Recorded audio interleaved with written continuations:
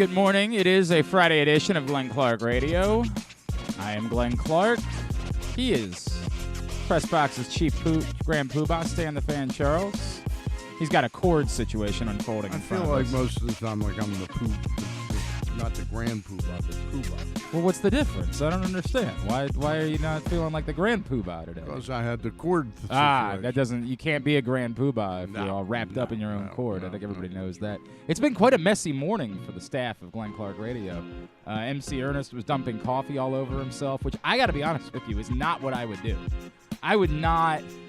I thought you were an athlete. Coffee usually is hot when you get it at Dunkin' Donuts. So I would probably avoid dumping it all over yourself. Now, wait a second. Water's much better. Hang on. Didn't a lady dump coffee all over herself for McDonald's and sue them? Yeah. And did a lot of... That was McDonald's. Right. Not Dunkin' Donuts. Oh, you don't want him to sue because you want to make sure you can still get your powdered Dunkin' donuts. Donuts, they know you're there to buy hot stuff. All right, fair enough. I guess it's not going to work. Sorry, Micah. I thought I had a plan for you. Thought I was going to be able to get you wealthy, but Stan says nope, not going to work out that way. I'm sorry. Yeah, I think the iced coffee kind of ruins that too. Oh, it was an iced iced coffee. Oh. Well, definitely not going to help. Definitely not. Should order one of those like in the middle of January. Right. Yes. Correct. And then you could sue him for hypothermia or something like that. Probably not going to work today. I had an issue with some wool socks this morning, which makes me feel like I'm about 64 years old. Like, went to the gym in the morning, got out of the shower. I'm working at Archbishop Spalding McDonough tonight, which is a big game, and they're good to me at Spalding, so I'm happy to do it. But you're doing high school football; those boxes aren't exactly insulated. You know what I mean? Like you're gonna be out there a little bit in the elements. So I said I'm gonna wear some wool socks tonight. And so very smart move. It was a good thought until I get out of the shower and I'm going to put wool socks over wet feet. And it took me 8 minutes, and then I finally said, I'm running late now because I can't pull my socks up. So what is the lesson to be learned from that? Bring the wool socks with me. Put regular socks on after the gym. Bingo. So you've learned Bring something. the wool socks with me, or just do the double socks. Grasshopper, you've learned a very valuable lesson. It has been a learning lesson today. A lot to do on the program today. We are going to talk some baseball. Tyler Kepner of the New York Times. He has a new book out. It's called The Grandest Stage. It's about the history of the World Series. It's really a love letter, as I've started reading it, to the World Series specifically. It's not a retelling necessarily. It's not chronological. It's a lot of stories. Former players we talked to on both ends of World Series, his own experience as a kid going to the 1983 World Series, growing up rooting for the Phillies, and a lot of sorrow that caused him that we enjoy quite a bit here in Baltimore. We're good with that. But Tyler Kepner, we'll talk to him about that. We'll also get some baseball conversation in with him as the two league championship series now shift this weekend to the lower seed. With the Astros up 2-0 now and the NLCS tied at 1 game apiece, and maybe even a little Orioles. Later on in the program, Gerard Cherry, he's part of the Browns radio broadcast crew. He's a former Super Bowl champion with the Patriots. He will join us. We will preview Sunday's game in Baltimore. And Jake Butt is going to join us this morning, former Michigan and NFL tight end, now analyst for the Big Ten Network. He is calling Maryland-Northwestern tomorrow afternoon. Now, I need you to know, Stan, Jake, this was not a Mike Tirico situation. Jake, in fact, was disappointed when we booked him for late in the show. He said, well, I really only wanted to talk to Stan the Fan Charles. Like, that's the only reason why I came on the show. And I said, well, Stan's got to leave a little bit early. Let me call my wife, Oh, I'm sorry. He just told us he had to move times. Okay. Oh, yeah. All he won't be able to. Yeah. Okay. I'm sorry. It's just the way that it goes. So I'm not a running gag. No, but understand, he said, Tirico, there were some things said there that I don't know if it's personal. I don't know if you maybe kissed his girlfriend at some point when you guys were young or something like that. I have no idea what's going on there. Mm-hmm. Tirico is very personal. Jake Butt really wanted to talk this is verbatim. He said, because if anyone knows Butt, it's Stan the Fan Charles. That's what he said. So he was really excited about chatting with you. It's just the timing didn't line up, unfortunately, because you got to... Maybe next time. Yeah, maybe next time. Maybe it'll work out better the next time that'll happen. we had to pre-record our interview with Jake Button, so unfortunately Stan wasn't. Where did he play, Jake Button? Michigan. He played, and then he went to the Broncos for a little while, Okay. and he was a nice player. He was the Mackey Award winner, in fact, his senior year of college, and so we had him on then as he was in Baltimore being celebrated for being the John Mackey Award winner as the top tight end in football. Stan, a lot to cover today. I want to talk a little baseball. I obviously want to talk some Ravens with the the news last night, Christian McCaffrey being dealt to the 49ers. You asked me how I felt about it before the show, and I'm in a weird place where it's a big price to. I know Christian McCaffrey's special. Yeah. It's still a big price to pay for any running back in 2022 in the NFL. I don't know that your running back is necessarily going to prove to be the difference in whether or not you can win a Super Bowl. Now, I also sense there might be some personal connection there. Obviously, Kyle Shanahan, the son of Mike Shanahan, Ed McCaffrey was such an important part of the Broncos winning 2 Super Bowls. I don't know if maybe there's been a long-time familial connection that made this more personal for Kyle Shanahan and made him say, yeah, let's give up that much. I need that guy. Go get him. One of the follow-up stories that came out last night in the aftermath of the news of the trade was, hey, don't forget, they have like 6 extra compensatory third-round picks because they lost Robert Saleh, they lost Mike McDaniel, and they lost Martin Mayhew to the Commanders. And when you lose a minority assistant coach or a front office member, much like the Ravens with David Culley 2 years ago, as part of the program to try to incentivize having minority coaches and front office members get opportunities, the team that loses them gets these compensatory picks. So they do have a lot of picks to play with. So trading, as much as they did, a second, a third, a fourth, kind of mitigated. Are they announced as their second, third, and fourth? I don't know if they were announced as their. You can now trade compensatory picks. That changed a few years ago. You can now trade compensatory picks. So I don't know off the top of my head if it's their own, third-round pick or if it was one of the compensatory picks. The real question to me seems to be the 49ers have valued him as being worth that. And I have no doubts if he's at the top of his game, to me he is worth that in a short-term move that might jump you up. But what I've seen of him, it sounds like he's just in and out. Yeah. So and where we're going to go with this is talk about whether or not what it means about the Panthers and whether or not DJ Moore could still be on the block. So let me go there in a second. Right.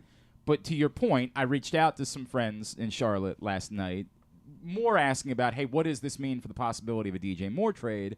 And we ended up talking a little bit about Christian McCaffrey's injury history. And one of the things that was said to me was, yeah, but guys tend to be about as hurt as their situation dictates them being. Like, somebody might be a little bit less inclined to be injured if they're in a better situation than Christian McCaffrey. Now, I'm not trying to throw shade at Christian McCaffrey, and it's totally possible. I'm not saying anything wasn't legitimate, but there are times where you're like, yeah, I could go, but why? Why am I going? Is his contract, he's got like sort of a long-term deal. Yeah, he did get a long-term deal. Yeah, I think it's a $20 million cap hit for like the next 2 or 3 seasons. It's a lot to take on for a running back. And again, I know Christian McCaffrey is very unique as when it comes to a running back. Like, calling him a running back is a little bit unfair.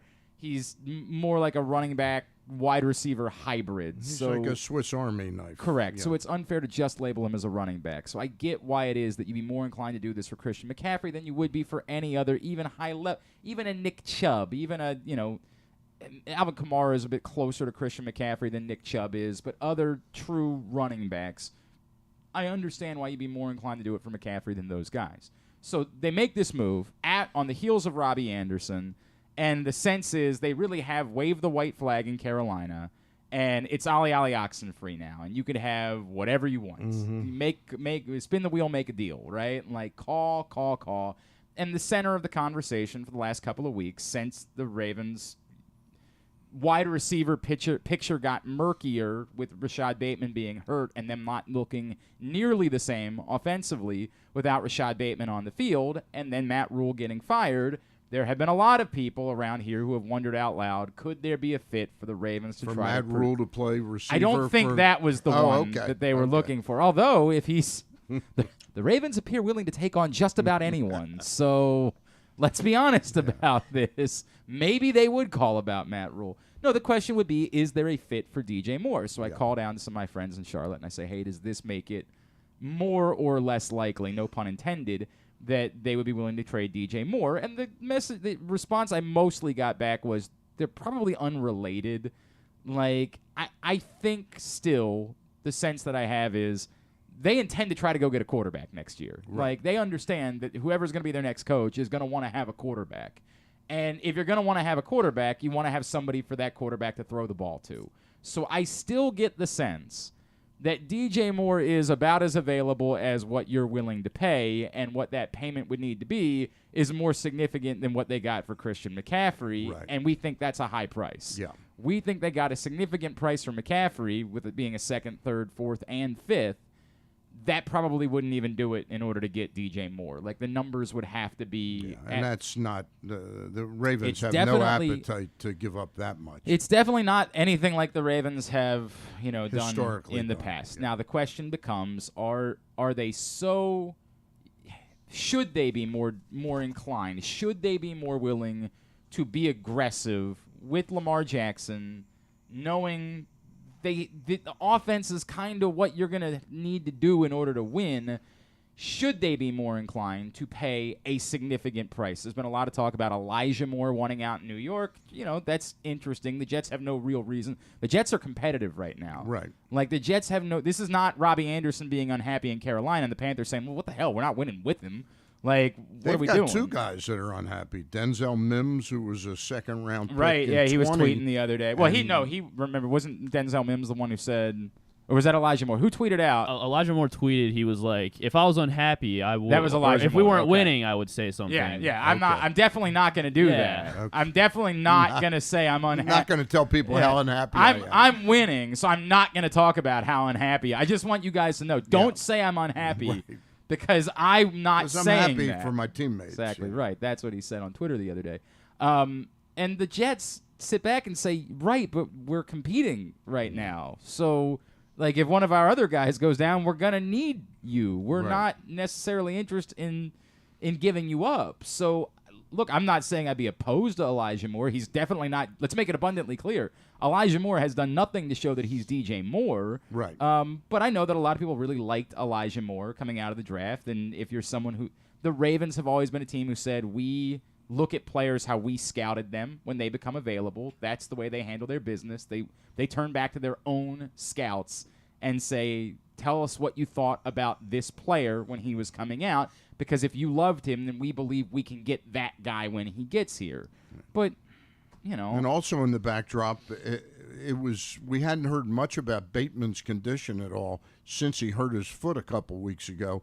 Now he's practiced the last. Yeah, the word days. is that he's going to play on Sunday against the Browns. So that's good, right? Yeah. But he's now been banged up a couple times already in his career, and if you're pinning everything on Rashad, like if it comes down to either Rashad Bateman's got to be healthy or we're going to be a mess, that seems like you'd like to have a decent insurance policy. Correct. And Deshaun Jackson, I don't think any of us believe is capable of being that insurance policy at this point in his life. So should they be more interested in swinging for the fences one of these times and saying, it's time for us to pay a real price to get a high-level wide receiver, a guy that's a surefire number one-ish type of as good a player as we can get. They weren't willing to pay very reasonable prices for guys that became available in the past, like Stephon Diggs and DeAndre Hopkins. And hindsight, those guys, the trade value of those guys was quite reasonable.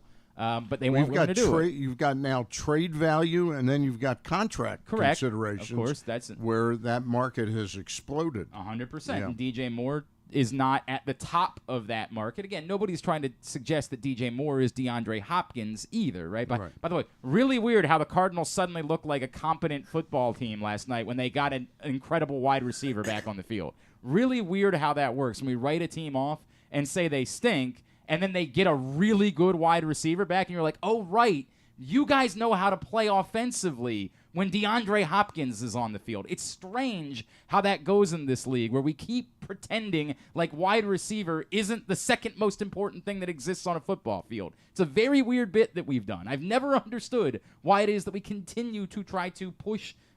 I guess because they're divas, they're annoying, like we haven't always loved wide receivers, but my God, did they change the course of where you are offensively.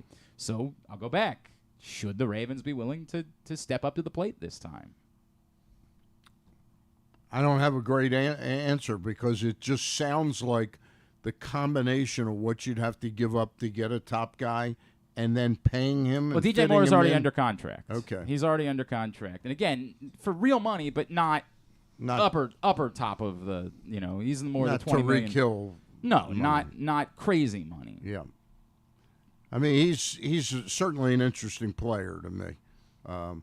I'm just mystified why. What round did he go? He went in He was like a first round pick. He went in was the a first round. pick, yeah. So it was Diggs who went in the fifth round. I mean, in That a million was- years we'll never yeah, understand that, yeah, right? yeah. Like in a million years, there'll never be a day where I wake up and understand how everything. I just had a feeling back then when Diggs was drafted, the Ravens had a thing like there's nobody good playing down at College Park. It was sort of a bias. I mean, they took Torrey Smith and it worked out okay for him. Yeah. Like they took him much earlier than Stephon Diggs went, and it worked out all right for him. Like we'll die, and I'll never. Every time I watch the dude play, I keep saying to myself, fifth round. Yeah. They watch that guy. A lot of players passed on. Correct. A lot of picks going on. And you don't want to go back and look at the list. You Yeah. don't. It's just going to make you angry every time you do that. DJ Moore, I don't even know that I would say I think is as good as Stephon Diggs, because Stephon Diggs has really separated himself to be one of the 3 or 4 best receivers in all of football. He's one of the great route runners in the history of the NFL at this point, Stephon Diggs. I'm not trying to say, and I'm infuriated the Ravens had a chance to get Stephon Diggs again at a reasonable price, and they said, "Nah, we're good. We'll just pay." Remember, we only scouted him as a 5th rounder, so Right. we're just gonna go ahead and say, "Nah." At this point, we're gonna pass. But at some point, we've been talking about it ad nauseum. We're doing it again. It has been this franchise's single greatest for all of the wonderful things they've done. We're off to see the Wonderful Wizard of Oz. No, for all of the wonderful things they've done as a franchise, and they've done so, overwhelmingly, they've been a high-level NFL franchise for some time. But the wide receiver thing is mystifying. It is mystifying how they keep doing this to themselves. They just keep continuing to say either we don't want to pay the premium for the top guys, or we think we can get around it somehow. The 3, and it's too early to grade Bateman for his career, but the 3 best wide receivers I think that we'd agree that they've ever had were all free agent pickups. Bolden, Steve Smith, and Derek Mason. Torrey Smith had a better career than Steve Smith did in Baltimore because Torrey Smith was a significant contributor to a Super Bowl team. Okay. But, Steve Smith is and the other thing that I don't know why, but we're very disrespectful. Qadri Ismail was a better Ravens receiver than Steve Smith was. Steve Smith got a lot of attention, and I love his brand. But, again, Qadri Ismail, everybody forget, we think of him as like a fun, fast guy, and we forget the insane numbers that he put up during his time in Baltimore.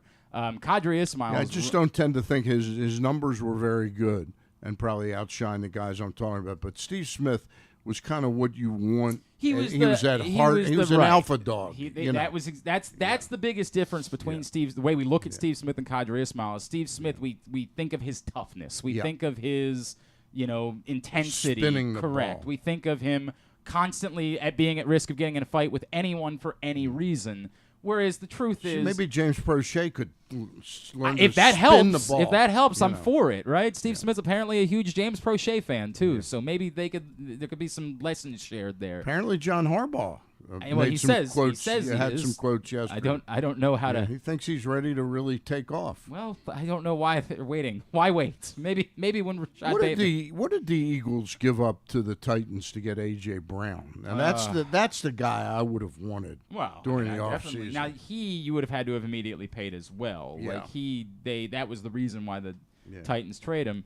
It was their first round pick. Okay. It was their first round pick in the draft, which So what you got back for him was less because of you had to pay him. Essentially, yes, right? Like, you would immediately pay him when you did it. Look, man, you're in the position that you're in. You can't go back and redo any of these decisions that you've made. You can't reconsider any of them. Can't do a quantum leap? No, I don't believe you're going to be able to do a quantum leap. What is that guy's name? The actor. The actor that's now playing? Yeah, what is that guy's name? I like him. He's good. He's in something Lee, isn't it? That sounds right. I'll find out in 1 second. I like that show, the new Quantum I have not watched the new one. I have not checked it out yet. It's got a complexity to it that is to quote former Raymond Lee. Thank you. Raymond Lee. And he's in a show I really like called Kevin Can F Himself on AMC. It's outstanding. The girl from Schitt's Creek is in that show. It's really good. Yeah, really good.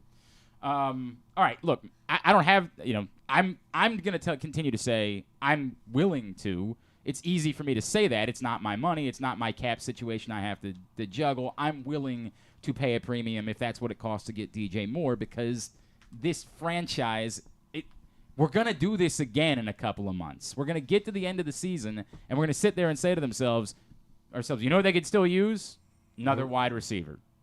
Like, we're just going to keep doing this. We'll be going into the draft next year. We're just going to keep doing this for forever. Yeah. So when you have – remember, a year ago, we didn't go into the draft thinking that. We went for the first time ever in the history of the Ravens, we said maybe not the top priority in the draft this year would be wide receiver, because they've got Brown and Bateman, and we think that combination might work out pretty well together. And then they decided to go ahead and move on from Brown, and we all said, look, okay, that's fine. You got a pretty good return for him, but – right. Who the hell is going to play wide receiver next year? What are we going to do? And here we are again. We are continuing to be in this hell. The only thing, though, is possibly by the end of this year, likely the tight end hybrid maybe might have evolved to be something. Because he's got some speed. But we said that about a lot of guys over the years. Like, I'm not saying it's impossible. It's totally possible. So yes. You don't like Elijah Moore at all? Like, it's not that I don't like Elijah Moore. I'm not. That seems much more doable. Well, of course it's much more doable. Well, hang on. Strike that. The Jets have no reason to deal Elijah Moore. There is no right this point. The Jets are competitive. The Jets are fighting for a playoff spot. A losing team trades a player of that caliber Correct. At this point where they are. Well, they're now a winning team. A lot of people, like Jets reporters, are saying that they think Elijah Moore's going to be inactive this week, just because since the Jets were so displeased with his trade request. And I mean, if they're they sent him home yesterday. And all it takes is one guy to get hurt on Sunday, and all of a sudden they have to have Elijah Moore play next week. Right. Like, is it impossible? Of course, it's not impossible. And if he's such a cancer that they feel the need that they have to get rid of him, then they will. But the Ravens typically have not been interested in those types of players that became such a cancer, because then the thought is, what are you going to do here when you go 2 weeks without catching a ball? Like, what are you going to do to us if we trade for you and then you're unhappy for 2 weeks while we're winning that you didn't catch a ball? Like, this should be the best 2 weeks of someone's life to be a New York Jet. Like, it's been this is the peak. But he's winning. He's not going to come out and say. He's going to make sure. He wants to make it very clear. Do not report that I'm mad, because I am not. I will not tell you that I'm mad. I will not. I'm not here tweeting that I'm mad. Because make we're that winning. abundantly clear. Because we're winning. Yeah. Everything's good. If the 2 best weeks in the history of the Jets aren't enough for you to just be willing to go along with it, then what are you going to do the next place that you go? And I'm not saying it's why I'd be out on Elijah Moore, but I think the Ravens have always operated that way, where, dude, if you are putting up a fight right now because you go a couple weeks without being heavily involved while the team's winning, what do you think? We're not promising you anything. We're not trading for you and telling you we're going to throw you the ball 10 times a game. Like, that don't work. It's not going to go that way. Am I opposed to Elijah Moore? I'm not opposed to it. But the idea that you can get from Elijah Moore what the Panthers have in DJ Moore, just because, again, you liked him coming out of college, this is a thing that we do all the time, where because we like the guy coming out of college, we say, well, he'd definitely be a star here. Well, we know the other guy's a star. We know that. There's no debate about that. There's a team that needed wide receivers that hasn't been able to figure out how to make it work with Elijah Moore, which doesn't mean they might not just be wrong. Once upon a time, we liked to believe that was the case. Everybody on the planet thought Sam Darnold, as soon as he got away from Adam Gase, could just turn into the guy that we all thought he was going to be coming out of college, right? Every talking head, every idiot, and I count myself, and I was not in on Sam Darnold, but trust me, I believe myself to be quite the idiot. I was not. I would agree with that. Thank you. I appreciate that, Stan. Don't sell yourself short. You're a tremendous slouch. I was not on the Sam Darnold thing, but everybody else. Dude, the only problem there was Adam Gase. Just get that guy away from Adam Gase. As soon as he's away, you're going to see this is the reason why we were all in love with Sam Darnold coming out of college. Adam Gase screwed him up. It's all his fault. No, Sam Darnold just stinks. Like, he's not an NFL quarterback. I get it. We all fall in love with guys coming out of the draft, and we just believe he looked the part.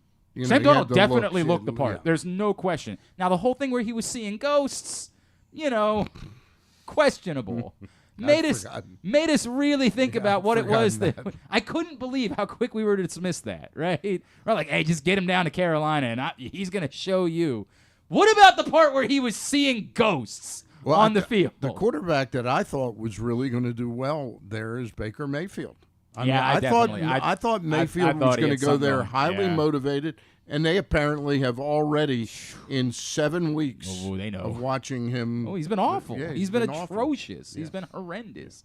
But we fall in love with guys that we liked coming out of the draft. I miss his commercials. The Baker Mayfield commercials. I did like the buddy cop thing he had going with Alice Cooper. I do kind of miss that a little bit. I got to know Alice Cooper a little bit in Phoenix. One of the nicest human beings that I have ever come across. He did a nationally syndicated radio show from our cluster that I worked at in Phoenix, and he knew everybody in the building. He would, hey, man, Orioles, right? Alice Cooper was my wife's doctor. Really? Yeah. she was. Really? Not that Alex. At Duke. She was Alice Cooper. Alice Cooper, also a really good golfer, like an insanely good golfer, like an extraordinarily. And he would invite you out to play golf. Hey, what are you guys doing next Tuesday? You want to come out and play golf with me? He was just the nicest guy in the world.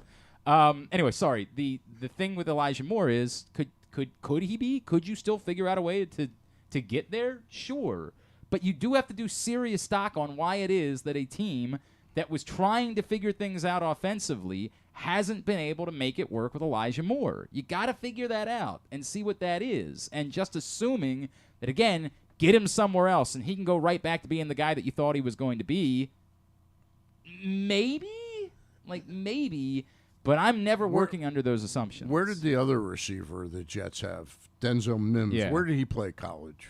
Baylor? Yeah, Baylor. That's right, Baylor. Was he? He's also a second rounder. Yeah, he was. And he's a year further removed. He was a guy that I was really interested in Baltimore because he was big and physical. Yeah. Like, he was a bigger. You thought that he would fit maybe a little bit more with the blocking and what we thought was a team that wanted to run the ball a ton. That was I liked Denzel Mims, but again, this is a hubris thing. We do this all the time as fans.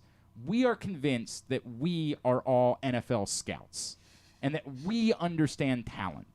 And especially given the way the NFL draft has just become its own entity, its own sport during the course of the offseason. We think about the NFL draft, we obsess over the NFL draft, and we are convinced that we know how the NFL draft works. And if we liked someone, we couldn't possibly have been wrong about them. That's the way that we treat it. And maybe Elijah Moore still has something. I don't know.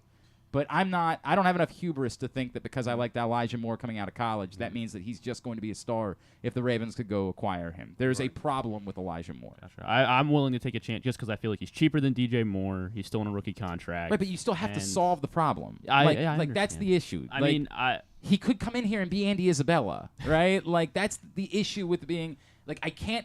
DJ Moore you're paying for because you know the answer. There's no question about it. He is a star NFL wide receiver. He is a high-level NFL wide receiver. Elijah Moore, maybe. I don't know. There's a reason why he's cheaper. Maybe. Again, I still don't know why the Jets are moving on from him. They haven't said they're moving on. They've said, in fact, what they've said is the exact opposite. They said, or they've told reporters, there's no reason. Right. We have no interest in trading him. Why would you? When you're competitive right now, when you're playing good football, why would you be interested in dealing him? And it's a very reasonable question to me. Why would they be interested in dealing him? How frustrated are you, Stan? You're going to go to the game on Sunday, I'm assuming.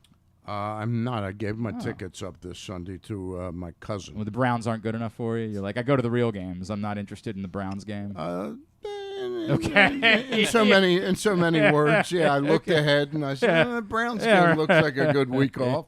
Yeah. Real quick, today's show also brought to you by the FanDuel Sportsbook at Live Casino and Hotel, which is if you're like Stan and you're not going to the game on Sunday because you said, I'll be watching it. The best place to watch and bet on all the games is in the FanDuel Sportsbook at Live Casino and Hotel. Of course, that's the reason I'm not going. You're going to go down Sunday, spend your day camped out, enjoying the delicious food at Sports and Social, betting on all the games. Griffin and I are going down. That's weird. I didn't get that invite. That's very strange how that works. We know you're busy on Sunday. I am very busy on Sundays. I am a very busy man. As a matter of fact, you're busy every day.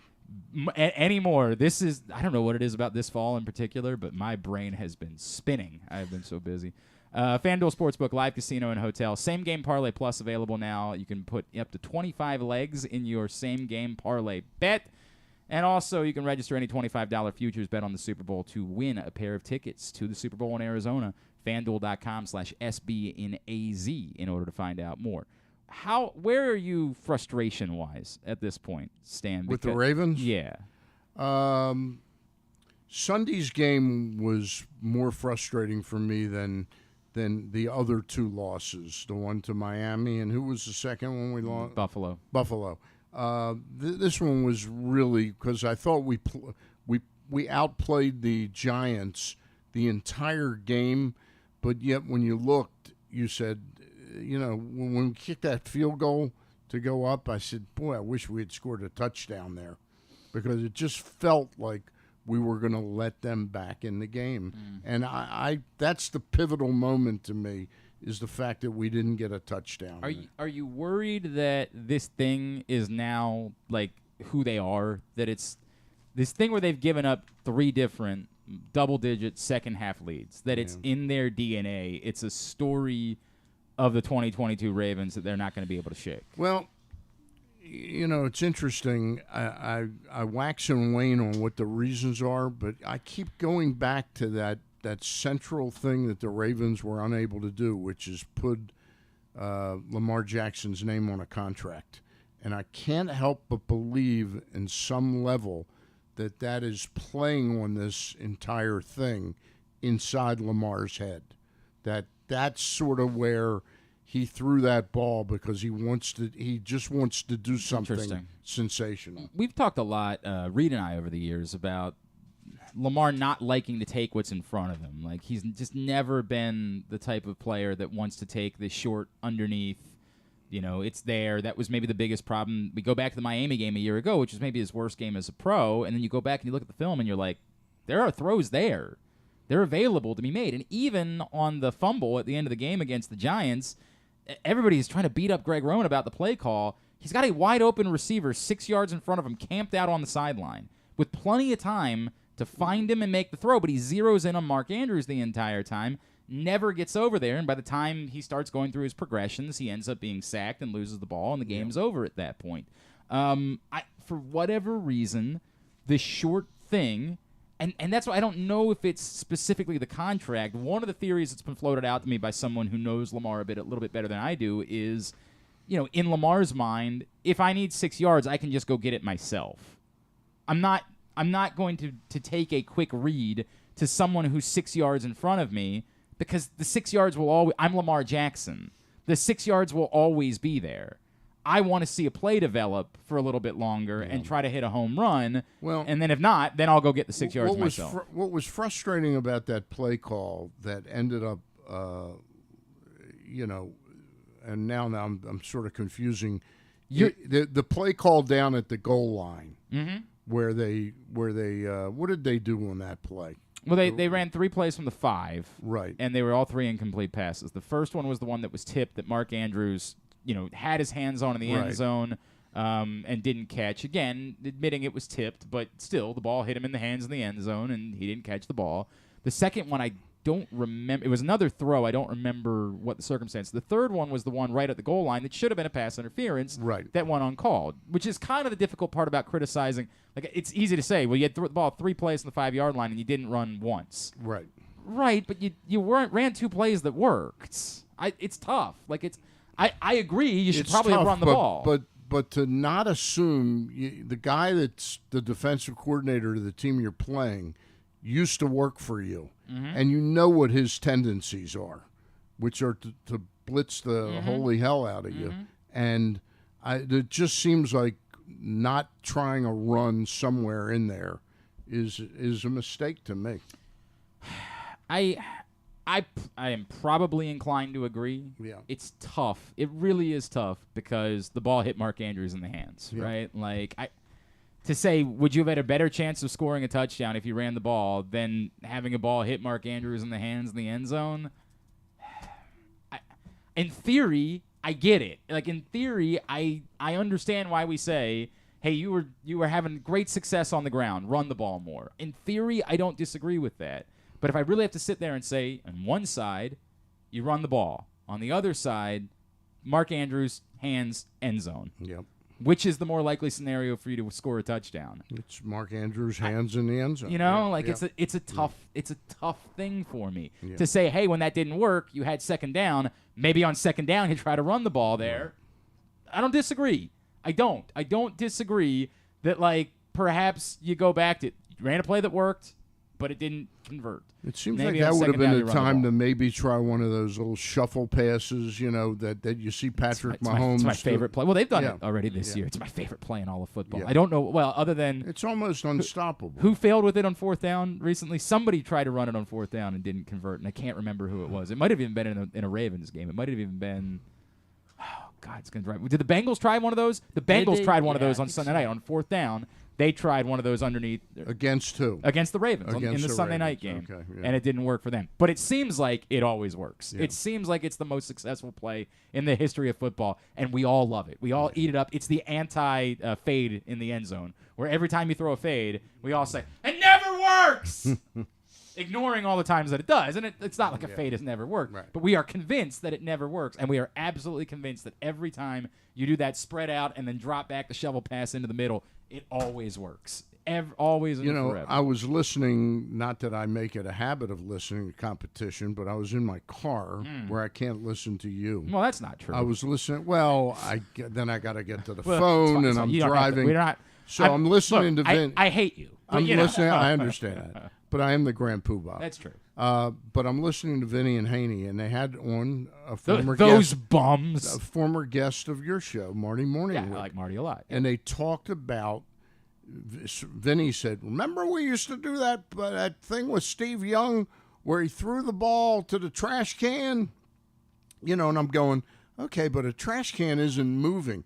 But what they both explained very well was it's not just hitting the trash can for accuracy; it's hitting the trash can when you've got enough air on the ball To drop it in, that it right. drops in Right. and spins around and lands in Right, there. Right. And Lamar, I would bet you a donut, and a This coffee. is a man who cares a great and deal a- about and donuts. a nice and coffee. a nice coffee from Micah, and a nice too? coffee. I Jeez. bet you those that Lamar would be terrible with getting the ball, not hitting the trash can. He'd probably knock over trash cans. He'd probably rim them out.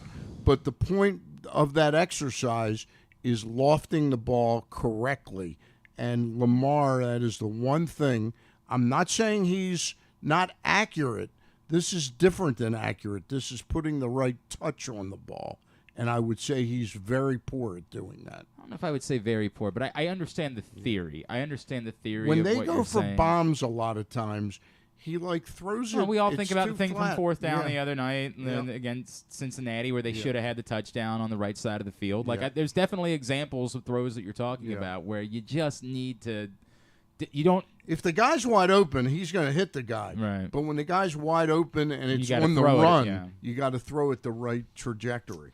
It was pointed out to me, Chris sends me this tweet from Jeremy Fowler of ESPN. The Panthers also have received multiple trade calls on their other top playmaker, wide receiver DJ Moore, per sources, but the team has considered more a foundational piece to the roster that would make a trade tough to execute. Well, and you brought up the point that they're going to move on from Like they're Baker gonna need a Mayfield quarterback and Sam next year. Darnold. Right. So you don't want to bring in a new quarterback and then say, Oh, we Yeah, should have. good luck, We should have. right. Yeah, get out there. You're Right. a great quarterback. Yeah, go try You to wanna develop. have some players. Throwing the ball to no one. Throwing the ball to absolutely no one. Also, there was a mad scramble to pick up Donta Foreman on fantasy football waiver wires last night. I don't think Donta Foreman's going to be someone you're actually going to want to play.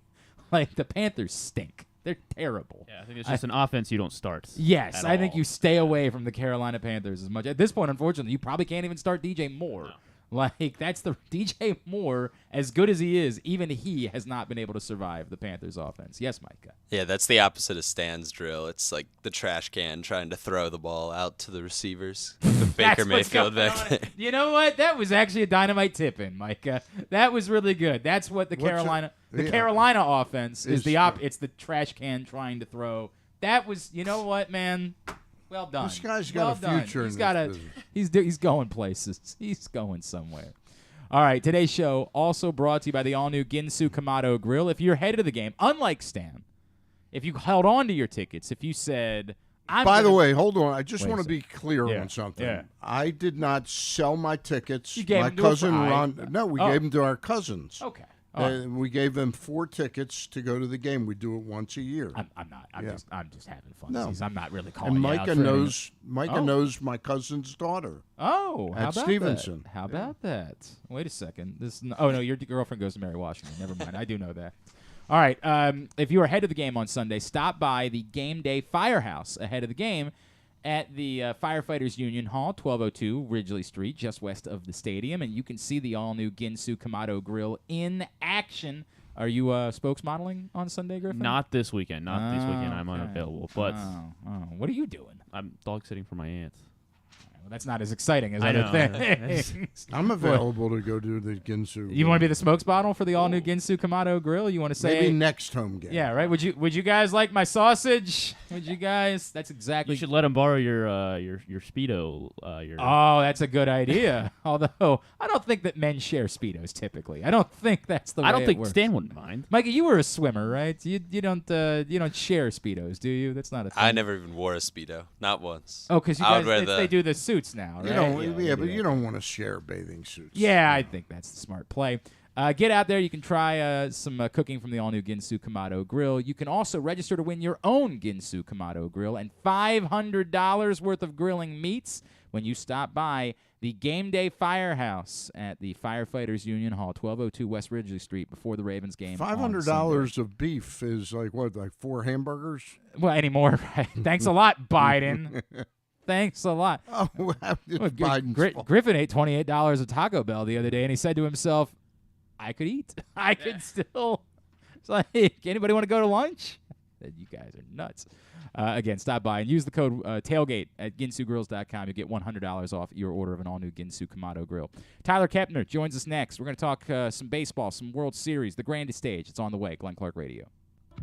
Have you been to Guilford Hall Brewery? Located in Baltimore's Station North neighborhood, Guilford Hall Brewery breaks the craft brew mold with their great handcrafted microbrews and amazing Bavarian-style food selections. Join Guilford Hall 7 days a week for Orioles, Ravens, and all of your favorite college games. Make plans now to watch the big games, play trivia, or bring your dog for Yappy Hour. They even have free valet service on Friday and Saturday nights. Go to guilfordhall.com for a complete schedule of events, beer listings, and food and drink specials. We'll see you at Guilford Hall Brewery. That first sip.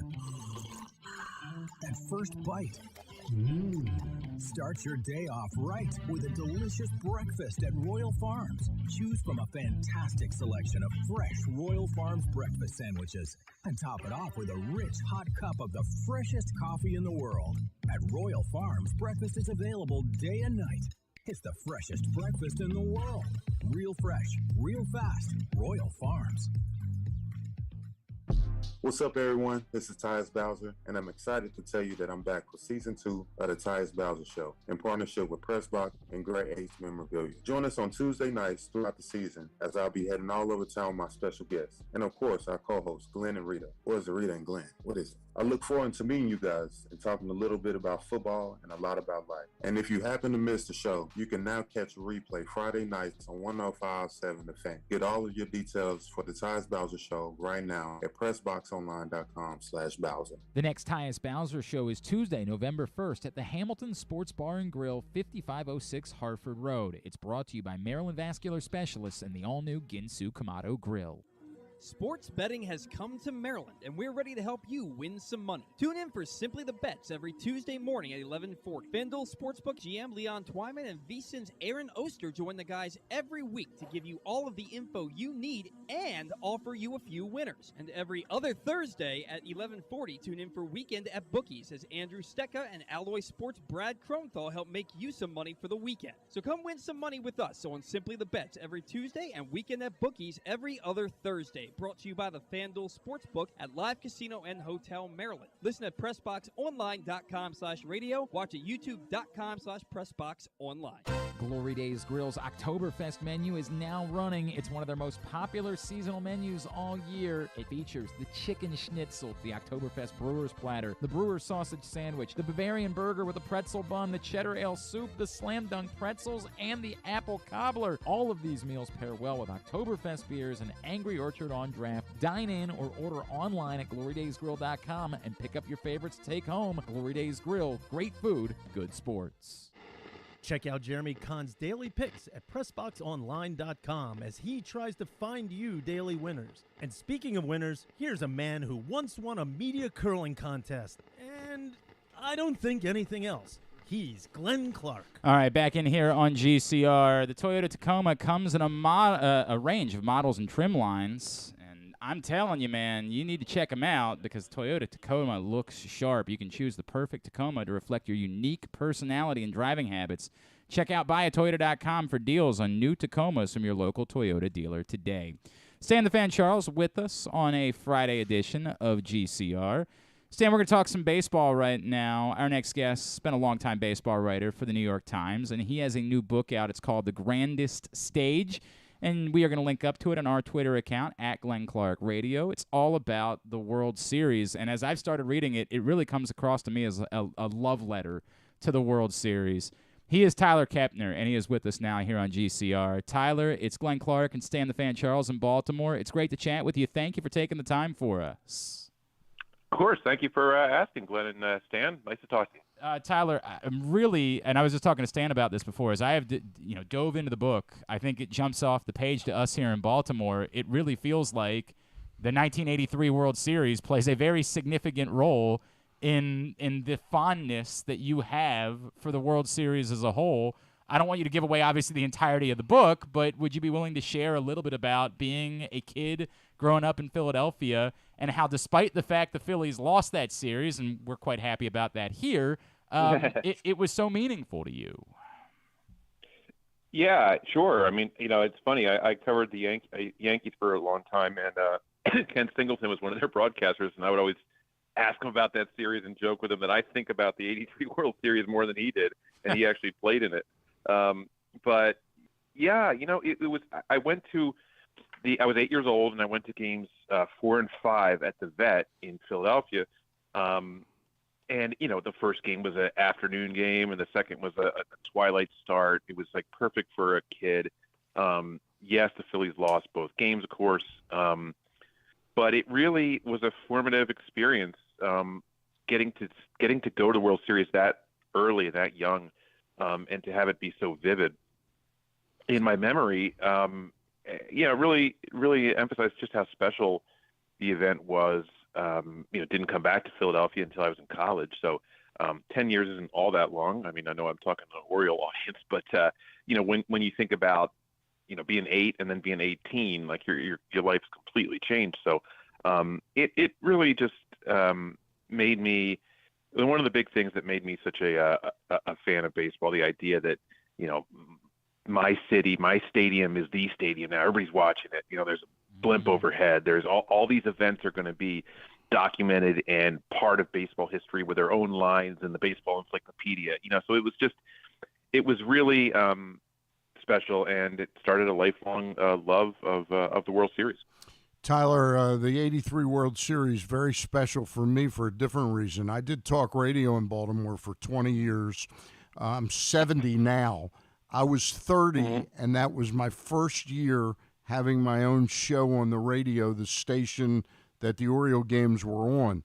And we thought that was kind of like our birthright here in Baltimore. Mm-hmm. You know, we were in 4 World Series from 66 to 83, and we have not been back to a World Series I'm 70 now. I was 30 then.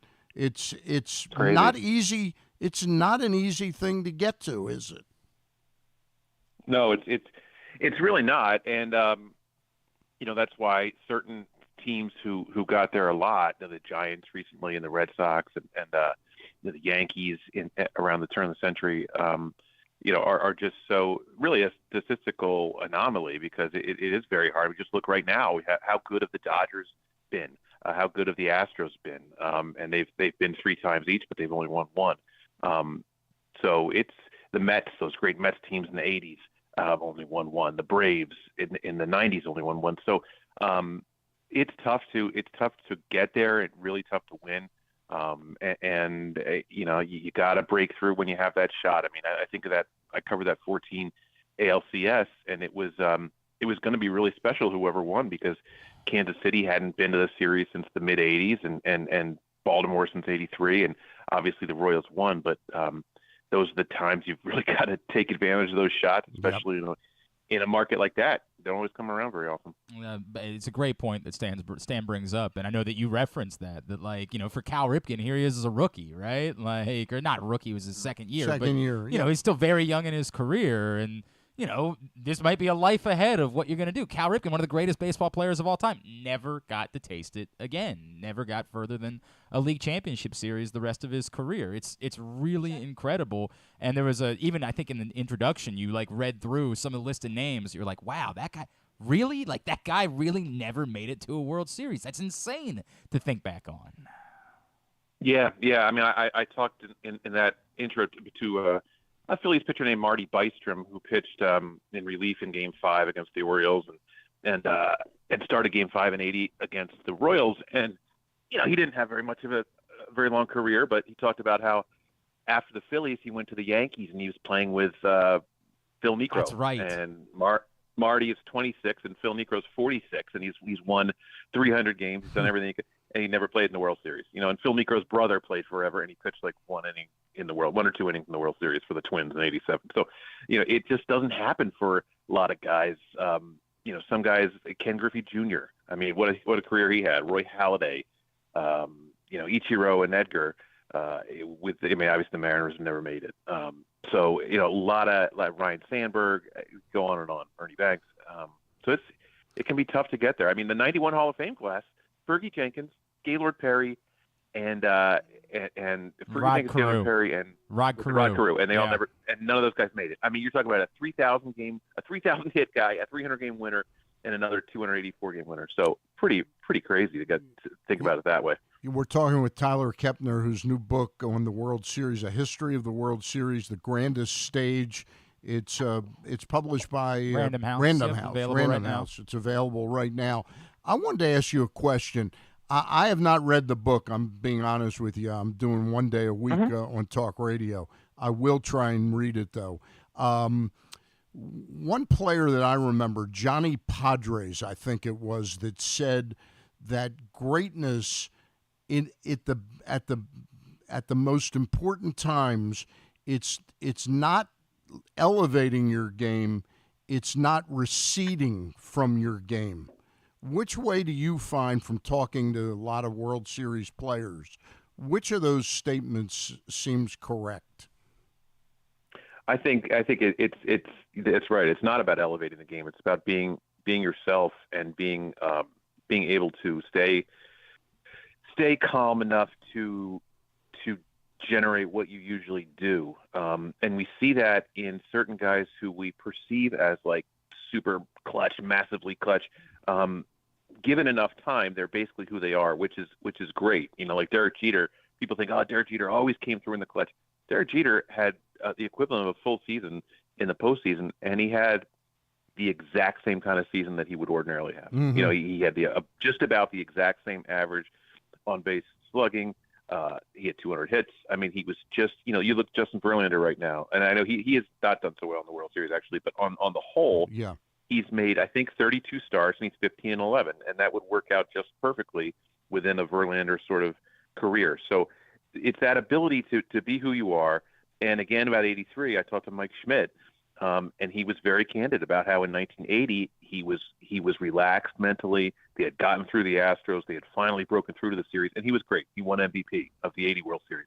3 years later, same stage of his career, for whatever reason, he got inside his head, and he was 1 for 20 with a broken bat single against Storm Davis, and that was it. He wasn't going to right field with anything. He wasn't drawing walks. He was just trying to do too much and be the man, and baseball's not that kind of sport. So Schmidt, there's a guy, greatest third baseman of all time. Whoa. I'm in agreement with Tyler. I love Brooks Robinson, but I'm in agreement with you. I'm in agreement with you. Thank you. Yeah, but yeah, one great series, one awful series, and it could happen to the same guy. Yeah, boy, this just got really uncomfortable for a lot of reasons. You and I might have to have this out. Tyler, if we could, yeah, I guess you don't say that in Kansas City, and you don't say that in Baltimore mostly. Yeah, those are fighting words. Yeah. Those are fighting words around here. Tyler, if I could, Stan and I were joking. Are you prepared to do an addendum after 2025 about the Baltimore Orioles finally ending their 4-decade-long drought and winning a World Series? Are you prepared to revisit the Grandest Stage in a couple years? Yeah, I would love it. I mean, you know, Camden Yards is such a treasure. It remains that way after 30 years, and just the idea that a place has never hosted a World Series is sad in a way, but it also now just builds to something that's going to be so special when it finally does. I feel the same way about Pittsburgh. I mean, those ballparks are so special. Those teams have such extraordinary history, and to think of a World Series coming to a ballpark that's such an integral part of downtown would be so special. And the season they had this year, nobody saw it coming. It reminded me a little bit from a distance of 1989. And, you know, where it came out of nowhere, it came up just short. They got to build off it, though, because 90 and 91 weren't so good in Baltimore. But I think they will. I mean, I hope they will, because I hope they spend and they keep this momentum going, because they've got some good young players, and they've got some foundational pieces. But you're leaving out one of the great moments in Camden Yards history is Robert Andino's hit to knock the Red Sox out. They actually play up that as some kind of special moment in stadium history here. Hey, man, we haven't had a lot. It's just the way that it goes. I get it, though. I mean, I get it. Like, you know, in '86, the Phillies had the Mets were going to win, of course, but like the Mets came to Philadelphia in late September, mid-September, really, with a chance to win one game to celebrate on the Phillies turf to go to the playoffs, and the Phillies just took it to them. They smoked them 3 games in a row. And if you're a fan, like, that's the kind of stuff that does matter. Okay, you know you're not going to win, but like if you can make your rival unhappy and embarrassed, that's pretty fun too. And that was a great night for the Orioles. I get that, man. I get it totally. Hey, you missed being at Jim Palmer's last win as a major league pitcher, which was the Friday night game 3 of that World Series. He won it in relief in Philadelphia. Did you get to talk to Jim for this book? I thought I read for sure. Yeah. And what were his remembrances of the series? Because his biggest series moment wasn't his last victory; it was his first World Series victory against Sandy Koufax. Yeah, absolutely. We talk about them both. You know, being a 20-year-old kid, you know, eating his pancakes in the morning of Game 2 out there in L.A., and how important it was to him that they won Game 1, because it showed him that. Hey, this Dodger team can be beaten. You know, I just saw it last night. I saw that Brooks and Frank had hit some home runs, and we could get some good pitching, and we could beat the Dodgers. So why not me? I just saw it, so I'll do it again. And he did. And he was a cocky young kid who wanted to pitch a second shutout in that series, but they swept him. So, and then 83, he's the grand old man, and nothing was really expected of him, and went out there and got 2 innings, and, you know, that happened. He happened to be the pitcher of record when Ivan De Jesus made a big error on a wet turf and Danny Ayala got a hit and all that stuff. So yeah, so it was great. It was cool for Jim that he had those bookend moments. You know, he's a treasure, man. I love that guy. Tyler, you know, the 66 World Series, the game that he beat Koufax, that was the famous game that Willie Davis, who was as good as you could get in center field, made 2 or 3 errors. Yep. And I'll never forget, about 2 or 3 weeks after the series, there was a Bob Hope special, and Bob Hope was doing his monologue, and he said, the Dodgers just left for a trip to Japan, but they handed Willie Davis his ticket, and he dropped it. yeah, that was that's one of those things, guys. Like I remember reading in a book when I was a kid, like at the library. I was maybe 10 years old. It had baseball stars of whatever, and the last line of the little Sandy Koufax passage was Sandy Koufax's last game was lost in the sun. And so I always remembered that. Like, that's good. Like it was not a great way for a great pitcher to go out, but Palmer was better, and it set Palmer on his way. I happen to remember that was in Chapter 1 of the Grandest Stage. You can read more about it.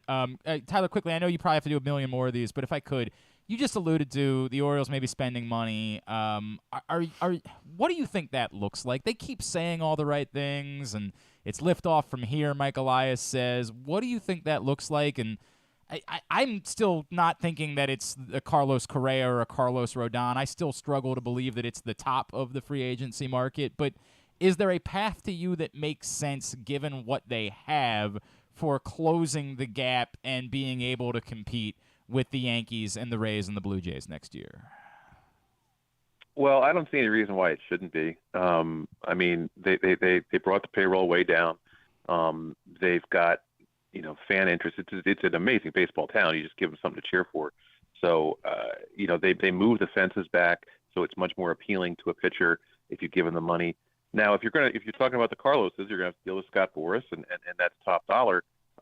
But I mean, look at the teams in the NLCS, which I'm covering right now. I mean, the Padres spent $300 million on Manny Machado, and they kept adding. Right, they kept getting big guys. The Phillies spent $330 on Harper, and they kept adding with Real Muto and Wheeler and Schwarber. And not to say that free agency always works; it certainly doesn't. We can think of plenty of examples. But if you pick the right guys, it can really elevate a franchise that, these teams have not been in the LCS for 24 years for the Padres and 12 for the Philadelphia. That can be a real speed up process for a rebuilding team. And I think I don't have access to the Orioles books, but to me, there's no excuse they can't go out and get whoever they want to get. Tyler, you got time for one more? Real quick. You covered the Yankees quite a bit, and you know Joe Girardi. This has got to be kind of a blow to his ego, what happened to him in Philadelphia. Do you see him rebounding to ever manage again? I'm not sure.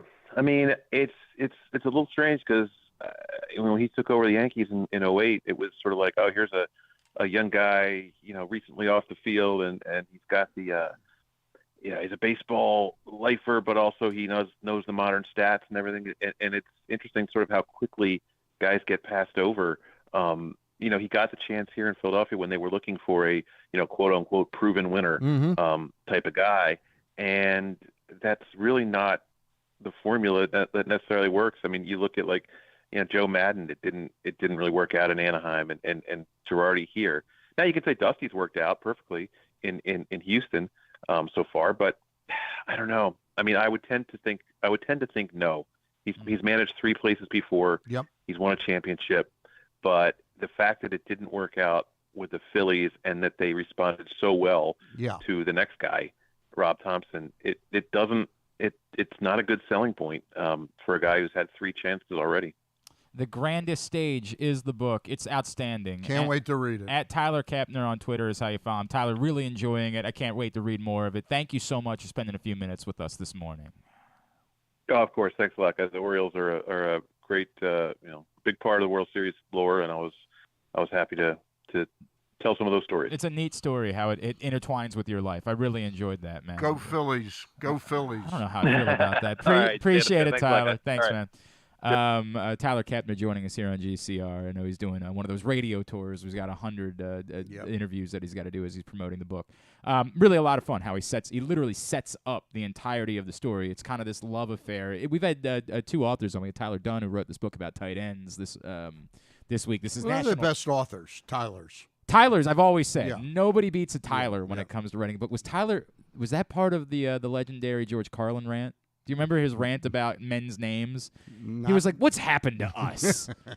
We used to have real names, like and now Joe. we're Skyler, and we're Tyler. yeah, right." I'm not sure. I don't remember if Tyler But was I do one of them that remember was on parts that of list. the riff. It was oh my god, it was one of the great. Frank, it's so nonsensical. Like, why was that something? But it was brilliant because George Carlin, of course, was brilliant. But this Tyler Kepner book, it literally sets up around the '83 World Series and him being a kid and feeling those feelings of like, I'm at the thing. I'm this place, the place where I come to on Tuesday nights during the summer with my dad. This is the center of the universe right now, and why it made him fall in love with the idea of the World Series. It's a really neat story. He's 8 that he years uses. old. Yeah, that he uses to set the whole thing up. I encourage you to read it. It's a very good read. Stan, you had a really interesting guest last night on Facebook Live. Yeah, Gary Stein and I hosted Charles Kithgart, who has started a company called African Diaspora Maritime. ADM, right. ADM. And it's a company. They are an LLC. They are going to have. They're attempting to raise the funding to build an America's Cup sailing vessel here and use predominantly black, crew, crew and designers and everything. And it's a pretty amazing story. Because I would urge people to, if you're not familiar with this at all, to look it up on our Facebook page or on our website, PressBoxOnline.com under the video tag or under my name under columns. But he plans to raise the seed money and eventually the actual money to really build the ship and get this going through the release of a uniform. And he likens it to the fact that the Nigerian World Cup soccer team about 10 years ago raised $270 million. $270 million selling 3 million jerseys at $90 a jersey. Okay, yeah, I do vaguely remember this, yes. So it's pretty crazy. He's not suggesting he's going to raise that much money because the World Cup is a bigger stage. But you're trying to break into it. You raise 20, 30 million. It goes a long way. You certainly got a No long way going toward it. He's a very compelling guy and a very interesting guy. You can find that again right now, Facebook.com/PressBoxSports, YouTube.com/PressBoxOnline, or go to PressBoxOnline.com/video, or if you missed Stan and Ross Grimsley talking to Boog Powell, speaking of guys who know a thing or two about a World Series. We had a great time talking to Boog. You can find those shows right now. Ravens-Browns coming up on Sunday here in Baltimore. Our next guest is a friend of ours. He's a 3-time Super Bowl champion. He's now part of the Browns radio crew. He is our guy, Mr. Gerard Cherry, and he's back with us now here on GCR. Gerard, it's Glenn and Stan in Baltimore. It's great to chat with you as always, man. Thank you for taking the time for us. No problem, guys. Before I get off this call, you guys got to give me a great steak place to go to. Oh, I will be in town for the game. Oh, I'll text you. We'll send you a text afterwards. Well, we got places we can guide you towards that we highly suggest. We will make sure that happens. Gerard, it's a weird thing, right? Where at the beginning of the season, the Browns look like they might be a team that could, survive going 10 weeks without Deshaun Watson. They could become a threat and could be really dangerous when they got Deshaun Watson back. The last few weeks, and in particular last week against the Patriots, they looked like a mess. Which are they? Are they the team that looked competitive early on, or are they closer to the team that we saw a week ago that just sort of got their butts kicked by your old friends in New England? Great question. Earlier I asked you about a steakhouse, and the Browns of late have looked like chopped liver, no doubt about it. And the sad part about it is that the offense has been doing fairly well, but we finally had a situation here where all three phases did not complement each other. But for for the most part, insulted each other, didn't help the cause whatsoever, and you took a average to okay team in the Patriots, and they blew us out 38-15. So it was abysmal home game, fans booing after the game and upset. And just right now, there's a lot of turmoil in the locker room. You have a particular player in John Johnson who came out and simply said, guys are too quick, fast, in a hurry to get out of practice and get home or out of the facility and aren't taking care of business, is what he was alluding to. So to hear that was one astonishing to me, but to know it's actually the case because the player said it makes it even worse and more of an indictment of what's going on right now. But the Browns have a youth movement, and you're right in that early on you would say, okay, they'll right the ship, they'll hold on to Deshaun Watson gets here. But I'm here to tell you, if they don't win this game this Sunday, the season is likely over. Wow, it's a pretty strong statement about one football. They'd be 2-5, yeah, right? They'd be in a world of hurt. There's no doubt about it. When it's gone right, obviously, I think Nick Chubb, not surprisingly, has sort of been at the center of it. Complicated history between the Ravens and Nick Chubb. He had one of his more massive games in his history against the Ravens a few years ago. In fairness, it was a game where Brandon Williams didn't play. When Brandon Williams was on the field, typically the Ravens were pretty competitive against Nick Chubb over the years. Brandon Williams is gone. The Ravens do still appear to be pretty stout up front. What do you make of the matchup between Nick Chubb and the Ravens' run defense, which I think we would say has probably been their stronger unit defensively so far? It's definitely been a stronger unit, but I must be frank with you. When I watch the Ravens on tape, it doesn't remind me of the days of old. I don't get that domineering presence that you would see in that intimidation factor that the Ravens are known for, especially in how they stop the run and get after offenses in the passing game as well. So Nick Chubb, if utilized and given the opportunity, is a premier running back. He's at the top of the class. He's in his prime right now. The question remains, will we try to outsmart you from a schematic standpoint on offense, or will we simply say, you know what, Ravens, let's get into old-fashioned who's the tougher team football game in which we're going to run it ad nauseum and dare you to try to stop it and see if you can stop it. Of late, we have not been committed to that approach, and we've gone with the intermixing of pass and run, which I understand because of the importance of having a balanced attack and what that can do. Gerard, I'm just curious, if you're a broadcaster worth his salt, I'm imagining you've watched a lot of tape of the Ravens. Have you? Yes, I have. All right. What do you think is wrong with the Ravens right now? Well, I want to get more of a neutral opinion than somebody, Well, I'm going to go way back. For me, I put some credence to this idea of the disconnect between Lamar Jackson and the organization. Because as a former player, when a player of his magnitude is going through a contract issue and he represents what's supposed to be right about your organization, he's a face of the organization, and then you tell him that he's not worth X amount of dollars, that sends a message to the rest of the locker room that they're not worth anything. And we can't ever get the two confused in that guys, yes, still play for a paycheck. And when you tell Lamar Jackson he's not worth something, guys hear that, understand that, and question that, your level of commitment to them. Because if you're not committed to him, then how in the hell are you going to be committed to me one day when I go into that? My agent at least goes in there, because obviously Lamar doesn't have one, and asks about my worth. So that creates problems. And then from a schematic standpoint, I think you fired Martindale to just basically have someone to fall on the sword for last year's misgivings, and that hasn't went well. So you have a situation once again where people are questioning loyalty. And when you have those questions going on in your locker room, forget about what you're doing from whether or not you're going to run a 3-4 or a 4-3, or if Lamar is going to run the RPOs. You got to deal with those issues first. So now let's deal with those issues of what I see. Well, I basically see of late Lamar being pretty much targeting one guy, Andrews. It's been successful, but you need to spread the ball out more. I also see Lamar taking unnecessary chances and being very friendly with the football, and that's not a good thing. And then when I shift over to and not really committing to the run as well, Drake, I think is phenomenal. And if you guys run him against us and consistently with that and give him more than 10 carries, I have a feeling you'll win this football game. But that's one side of the equation. Now go to the defense. Looking at the defense, guys in the secondary are still making plays, but where's the pass rush coming from? Who's getting to the quarterback? Who's that intimidating factor out asking about. Queen does a good job, and I'm not asking him to be Ray Lewis by any stretch of imagination, because that has to be one of the best to ever do it.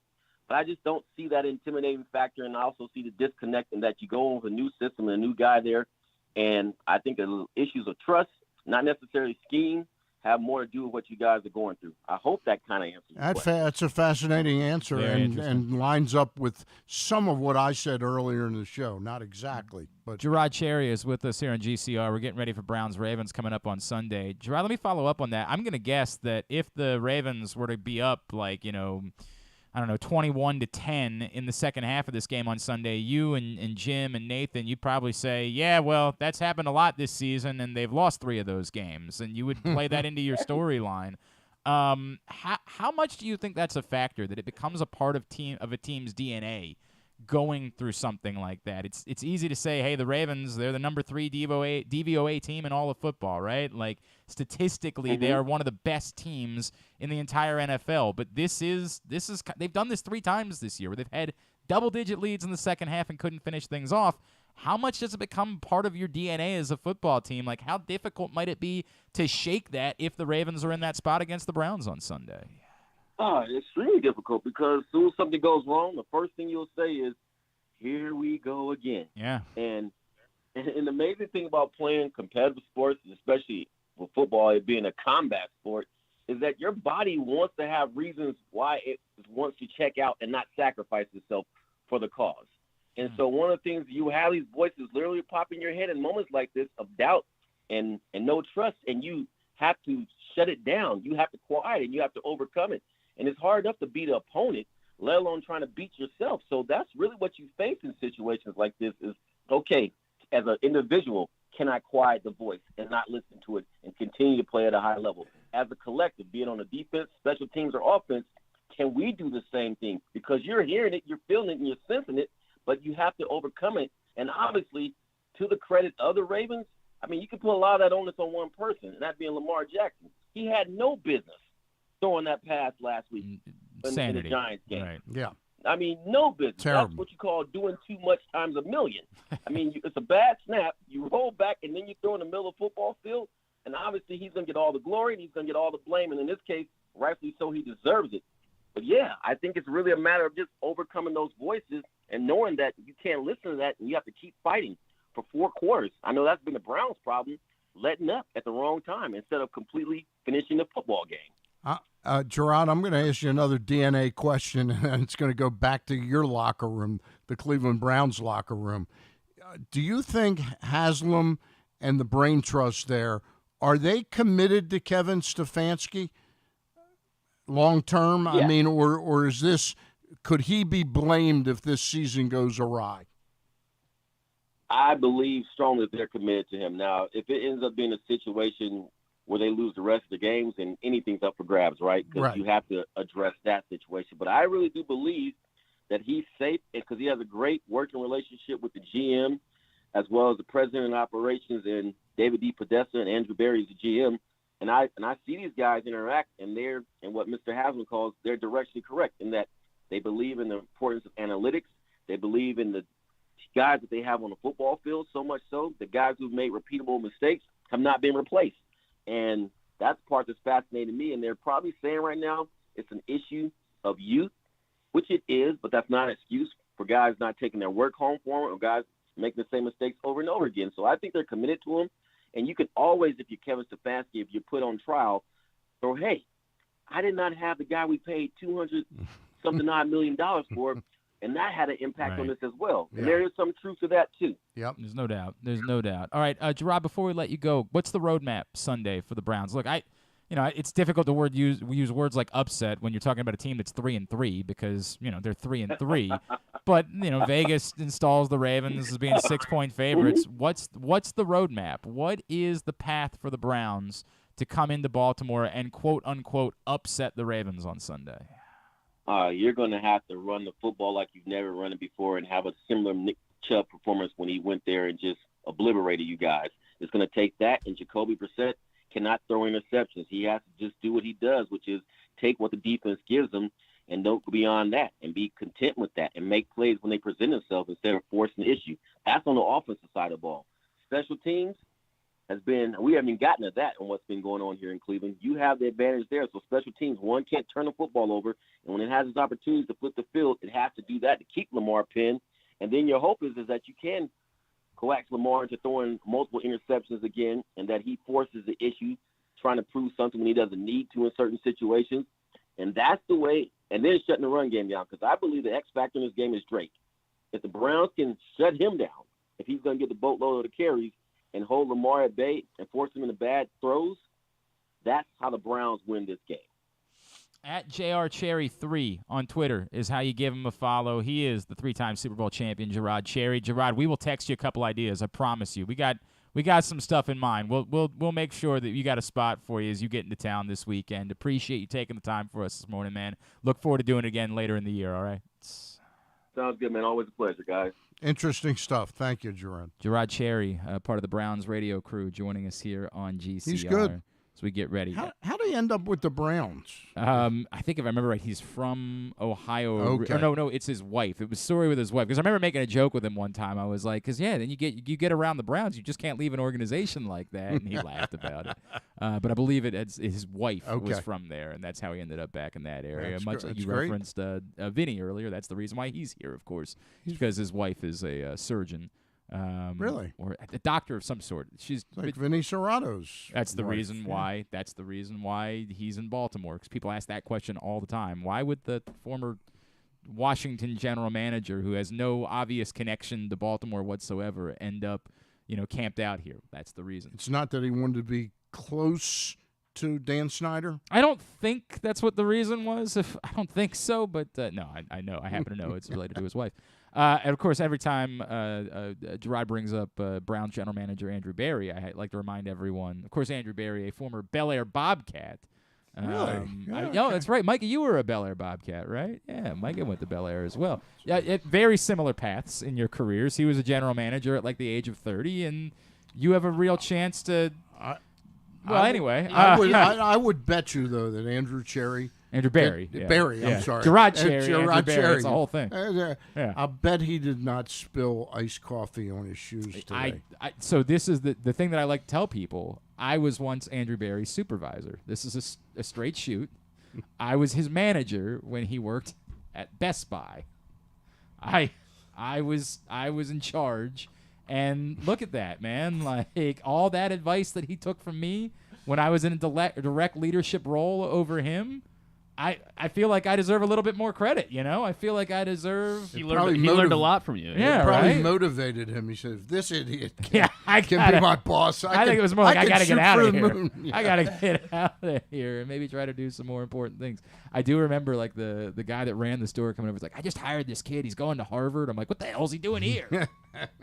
To do what? Put away CDs? I think we're misusing his skills. I don't think that's the case. I really liked Andrew. He's never come on the show. It's a very disappointing thing for me. I don't know what that's all about. Bad memories. Maybe I was a terrible boss. I mean, I probably was. It was a time in my life where I was doing a lot of drinking and, some recreational drugs. So it might have been that he doesn't look back on it as fondly as I do my time around him. He's like, yeah, that guy, I don't really take that guy all that seriously, so I can understand if that's the case. All right, today's show is also brought to you by Guilford Hall Brewery. If you're someone who enjoys an occasional beverage, I highly recommend Guilford Hall Brewery, truly a gem in our city, 1611 Guilford Avenue in Station North. It is such an immaculate facility, man. Indoor, outdoor areas, multiple different indoor areas. You can host your events at Guilford Hall Brewery. The food is incredible, a delicious Bavarian-style menu. October seems like a good time to be hanging out and enjoying that Bavarian-style menu. All of the craft brews, excellent. The Guilford Hall Lager is their signature brew. It is very tasty. They got a great Halloween party coming up on the 29th, so 1 week from tomorrow.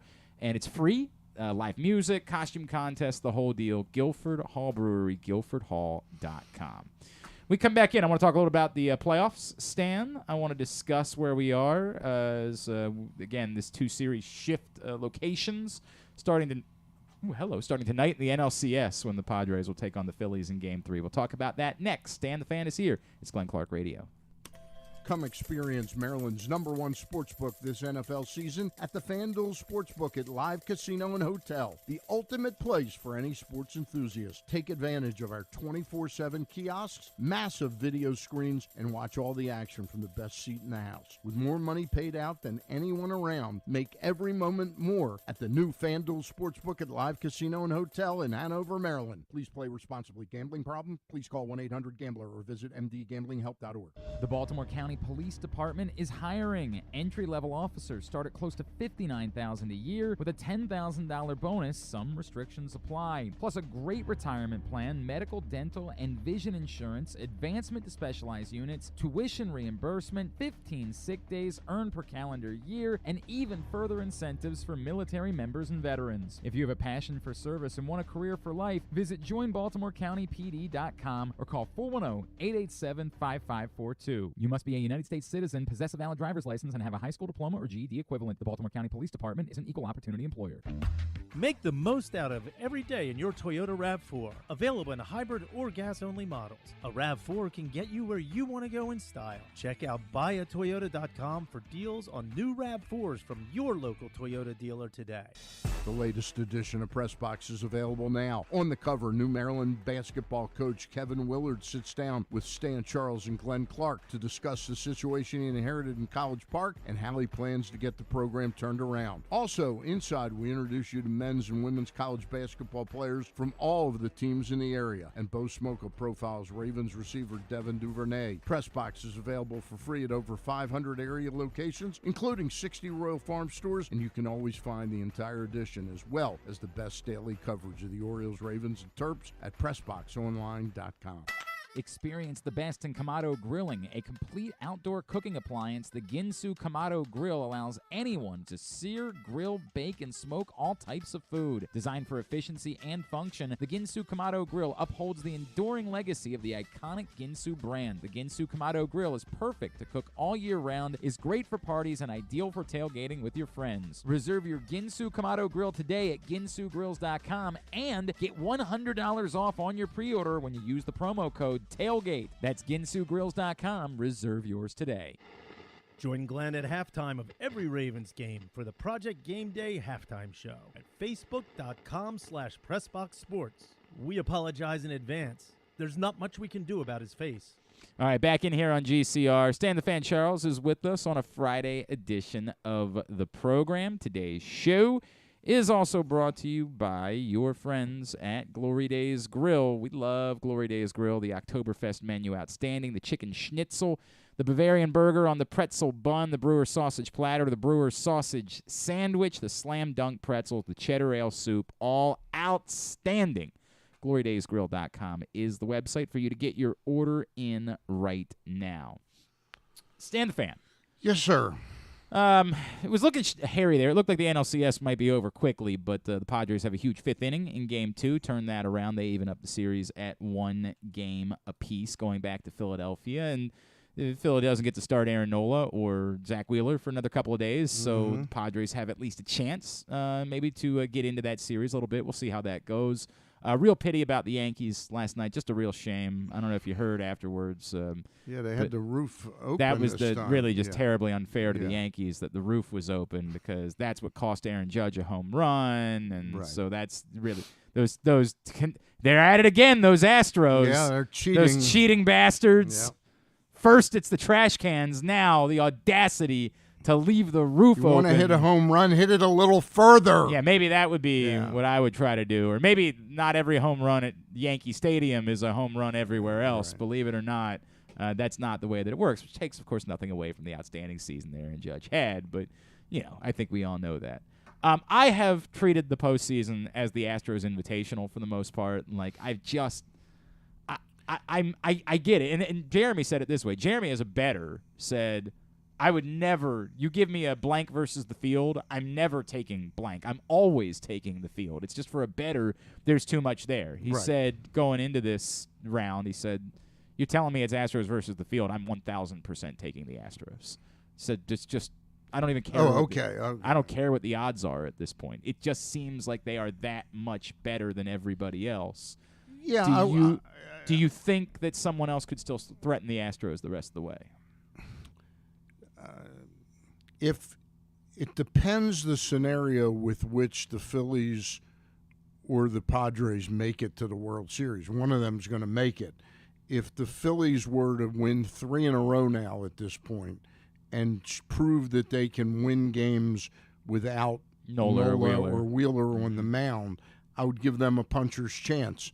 Clearly, the Padres have so many weapons. It's absolutely unbelievable. I will tell you, it's if that the other day was Juan Soto's like breakout party and he can be Juan Soto again, then you are onto something. Yeah. They become a threat of some sort if Juan Soto can be Juan Soto like the rest of the way. And that bullpen that they've now devised, it's a 3-man bullpen with Nick Martinez, Roberto Suarez, and Josh Hader, is really, really dominant. And the Phillies don't have that. But the Astros are a pretty dominant bullpen. No, I'm talking about it versus the Phillies, But right now, the Astros are clearly the favorite to win it all. But I'm not predicting a comeback right now, but this is one of the weirder 7-game series we've ever seen, in that the 2 best pitchers that the Yankees have are not pitching until 3 and 4. So don't be totally shocked if after 4 games it's 2-2. It wouldn't shock me at all. That's fair. It's certainly fair to point that out, that because they had to go to 5 games in the division series and it got delayed and the whole thing, that they didn't get to stack their rotation. And it goes back to Houston. They can open or close the roof. That's true, and that's a huge factor in all of this. It's really the deciding factor in why it is the Astros are up 2-0. I mean, they're paying Garrett Cole a lot of money. And he's been really good. He has not been the pitcher. Maybe that's prior fine. to the sticky stuff being taken away last year. That's fine. But he's having he could pitch a dominant game and shut that team down. Look, that Astros team was shut down by Dean Kramer, Jordan Lyles, and Austin Voth. That did happen. That did happen. I wonder if the roof was. I don't. We'd have to go back and look and figure out what the story of the roof is, because the roof is really what it all comes down to. Now, Michael Jordan said the ceiling is the roof, so I'm not really sure how all of this works out. It's been interesting though to watch Altuve's having a terrible postseason, and Trey Mancini is not even sniffing, factor right? At all, which is a disappointing part. It's interesting you said it a minute ago that you're rooting for the Phillies, which is interesting to me. It seems like most people in Baltimore are rooting for the Astros and the Padres, and they want to see a Trey Mancini, Manny Machado World Series. What is your Phillies affinity? When I was in college, I used to park cars in Atlantic City. Okay. And I became a Phillies fan, a National League Phillies fan. And overall, that's what I still am, as a Phillies fan in the National League. Okay, so that's just your. I go back to Mike Schmidt, when Mike Schmidt hit 180 but had 12 home runs his first season, and I was telling everybody in Baltimore this guy's going to be great, and he was. Well, it turns out he was okay. He was the greatest third baseman. Yeah, I don't know what you're doing, man. I don't know what that. You might want to. We might need to have Micah walk out of this building with you when you leave today, because there might be a. Really? Well, I mean, I'm just saying that you might be nervous about someone trying to come jump you after you said that. I'm a little bit worried about that. I'm a little bit worried about that. I got to die sometime. Jeez, this is getting dark. Yeah. Wow, what the? You're willing to die over? You brought it up. Well, I'm just saying, people around here don't take kindly to you saying that Mike Schmidt's the greatest third baseman. Threats. Well, you never know around these parts. I thought you were saying you could just take on anyone. Yeah, right. I'm not worried about that. I'm not worried about that. Right, he's secretly been you make it sound like I was bashing Donald Trump or something. Well, no, wait a second. Some things are sacred. Yeah. You of course are referring to an era. I feel like there's less of this these days, where people have a National League team, because you get to see those players all throughout the course of the year. I think for a young person, they might not understand that once upon a time, there was no interleague play, and there weren't games on TV every night. And so if you wanted to see the stars of the National League, if you wanted to see those players, you would have to figure out a way to go watch. And there was no Washington Nationals, so there was no Masson 2. Yep. There were none of those games on TV. And I know you were not alone. There were others in this region that would say, I'm going to go up to Philadelphia because I want to watch National League players. I want to go see Barry Bonds. I want to go see, whoever it was that they were fascinated with from the National League, Tony Gwynn that was the only way to go about doing it, was to go up to Philly to see him. Yeah. Well, I lived in, like I said, in Atlantic City. But even people around here would drive up Yep. and just say, "This is if I want to see National League baseball." I mean, the Jeff Bagwells of the world still at that time. And when did interleague start? What year was the first year of interleague play? It was in the 90s, but I don't remember. I'm not sure. I want to say it was late 90s. I want to say it was. Really? So there was no interleague play until the 90s? No, not at all. This is what I just said. Like, someone your age, it doesn't make sense to you. It does not make sense. Like, it's not just there was no interleague play, but there were so many fewer games on television that you didn't get to see. That's not true. TBS had the Braves, so a lot of people became Braves fans. And then WGN had Cubs. the Mets. Yeah. Oh, WGN. I was thinking WOR had the and- Mets, and so there were some cable packages allowed you to see some National League baseball, but it was not anything like that. And so if you wanted to watch these players, the way to do it was to drive up to the vet and go to Philadelphia and go see them. And so a lot of people around here said the exact same thing. I had a National League team too. Yeah. I don't think young baseball fans would have that type of feeling. To Griffin's point, I can just watch these guys. They all come playing here, interleague right? baseball Yeah, all the or- time yeah, now, right? yeah, Like we're gonna see them at some point. There's certain teams like with the Orioles this year when they went to St. Louis. It was the first time they'd been to St. Louis in 18 years or something like that. It was the first time they had been to the new Busch Stadium. So it's still not common, but it was a big deal. Like I remember the first time Sammy Sosa came to Baltimore after interleague play started. Like it was a mob scene that weekend at Camden Yards, despite the fact that the Orioles, stunk in the early 2000s, because it was seeing Sammy Sosa at Camden Yards, which was something we hadn't experienced. We didn't know what that was like, so it was a big deal here. The interleague play has taken a lot of the luster to me off the All-Star game. It's just not the same. It's another thing that young people couldn't possibly understand, right? Yeah. Like that was your chance to see these players play. Now you're like, yeah, I've seen them. Yep. Like I'm good. I don't. Yeah. What does it mean to me? A lot of complaints the last week about game times, Stan. A lot of complaints, and I always like to say I just don't think there's a perfect answer to your problem. You're mad when the games start late because kids have to go to bed. Right. You're mad when the games are in the afternoon because people have to work. Could they play both the games at the same time if they want to have both games on the same day? I guess they could, but they clearly want to stagger them so we can get audiences to watch both of the games.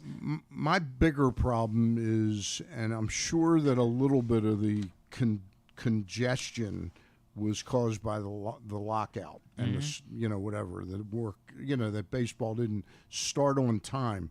But my biggest problem is, why in the world would you start a series like the Yankees series against Cleveland, have game one, and then have an off day in game two? So they did the bit where they wanted all of the games. They wanted to create like a day where all the series were going on at the same time. So that was why? Yeah, I don't. Yeah, because what it ended up doing was it ended up causing a rain out in game two when they could have very well played the game the next day. So, and then it led to a second rain out, and it just, to me, everything is bunched up too close to one another. I feel like there needs to be, it's like a great bottle of wine. There needs to be a little aging, let it breathe a little bit. Let it breathe a little bit, and let's don't worry about squeezing every ounce out of the grape. I understand this was a unique scenario this year because the season started late and they don't want the World Series going on to Thanksgiving. Like I understand that they're in they're probably doing some things this year that they wouldn't do in a normal year because of that, because they're trying to force everything in a shorter amount of time. I think a lot of people forget there was a lockout to start the season because it ended fairly quickly and all was good. So I can acknowledge that. I also think that I read somewhere that they are trying to create like a March Madness feel to the MLB postseason, that they liked the idea of people treating it like a holiday, like it's a baseball festival. We just want to spend all day watching baseball. Right. And so the only way to do that is to have all four series play on the same day. I don't know how much value there is in that. I don't know if they're getting what it is they want from that. I don't see a lot of people taking the day off work and going to the bars the way that they do. Nobody's going to be doing that in this day and age, really taking off. People still do it for March Madness, March obviously, Madness because is it's different. It's had like, a history. Right, it's part of our culture. It's close to 40 years. 100%. Right.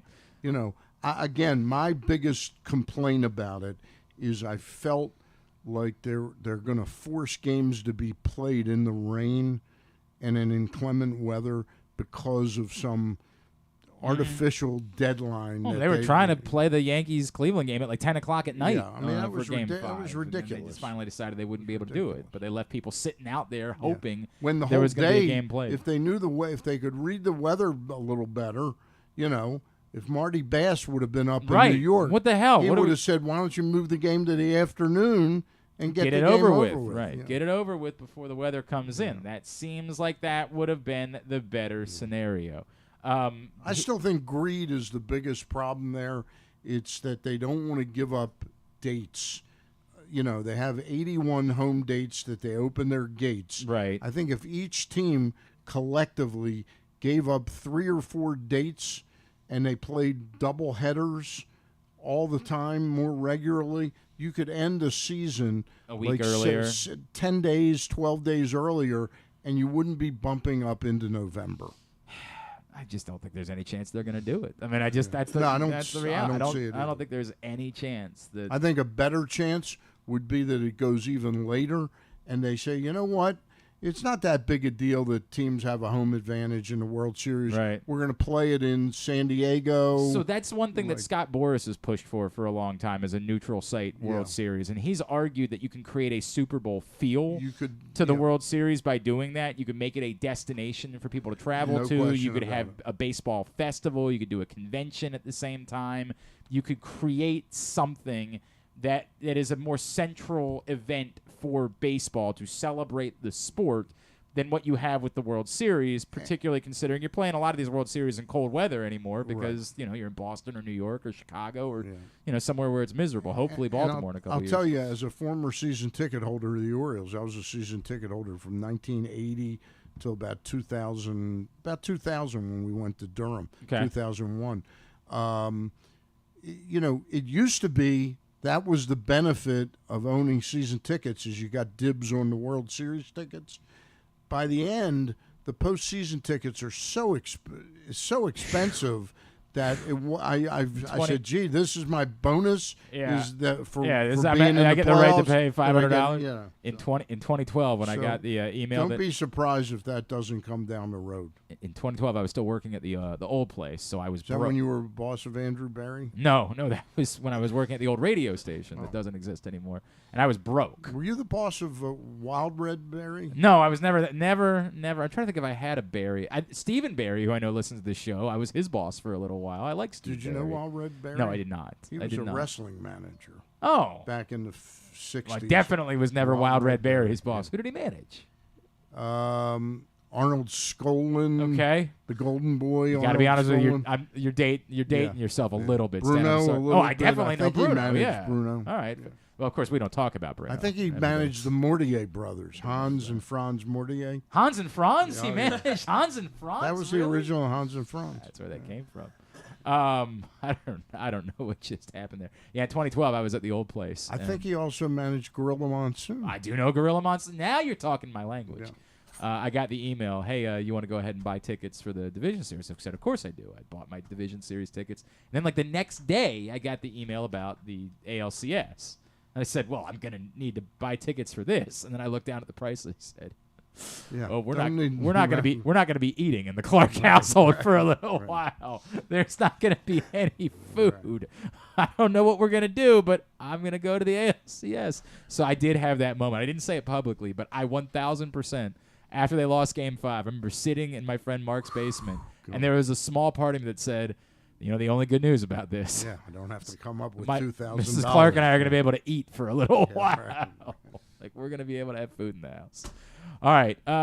You can stick around for another couple. Hey, this might end up being the part where we end up letting you go because we still have got to run my wife to a doctor's appointment. Which is a real shit. Jake Butt really wanted to talk to you. He just kept going on about how much he wanted to talk to you. Stan the Fan. You sure you couldn't stick around for another? Give me his number. I'll give him a call off the air. Check in with him. If he really wants, because I know he's dying to talk to me. He's a big Stan the Fan fan. Right. Thank you for the number. Stan the Fan is what they call himself. Really? A big Stan the Fan man. You've got busy. You're going to be doing shows next week again. Monday and Thursday.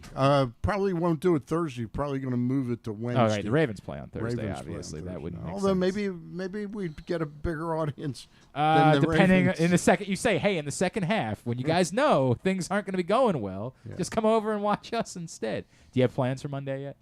No. No do plans. not have plans yet. We'll plug that when you have it. We'll get it. You'll be on with the boys tomorrow morning on the Bat Around. I'll be on talking with the Bat baseball. Around, and Luke and I are heading down to College Park to see check out the Terps against the Make sure you say hello to Jake Butt while you're there.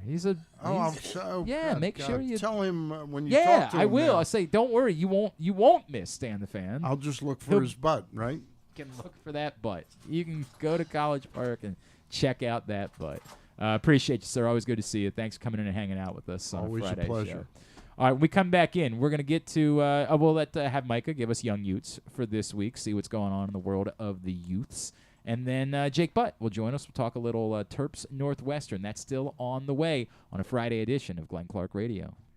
Experience the best in Kamado Grilling, a complete outdoor cooking appliance. The Ginsu Kamado Grill allows anyone to sear, grill, bake, and smoke all types of food. Designed for efficiency and function, the Ginsu Kamado Grill upholds the enduring legacy of the iconic Ginsu brand. The Ginsu Kamado Grill is perfect to cook all year round, is great for parties, and ideal for tailgating with your friends. Reserve your Ginsu Kamado Grill today at ginsugrills.com and get $100 off on your pre-order when you use the promo code TAILGATE. That's ginsugrills.com. Reserve yours today.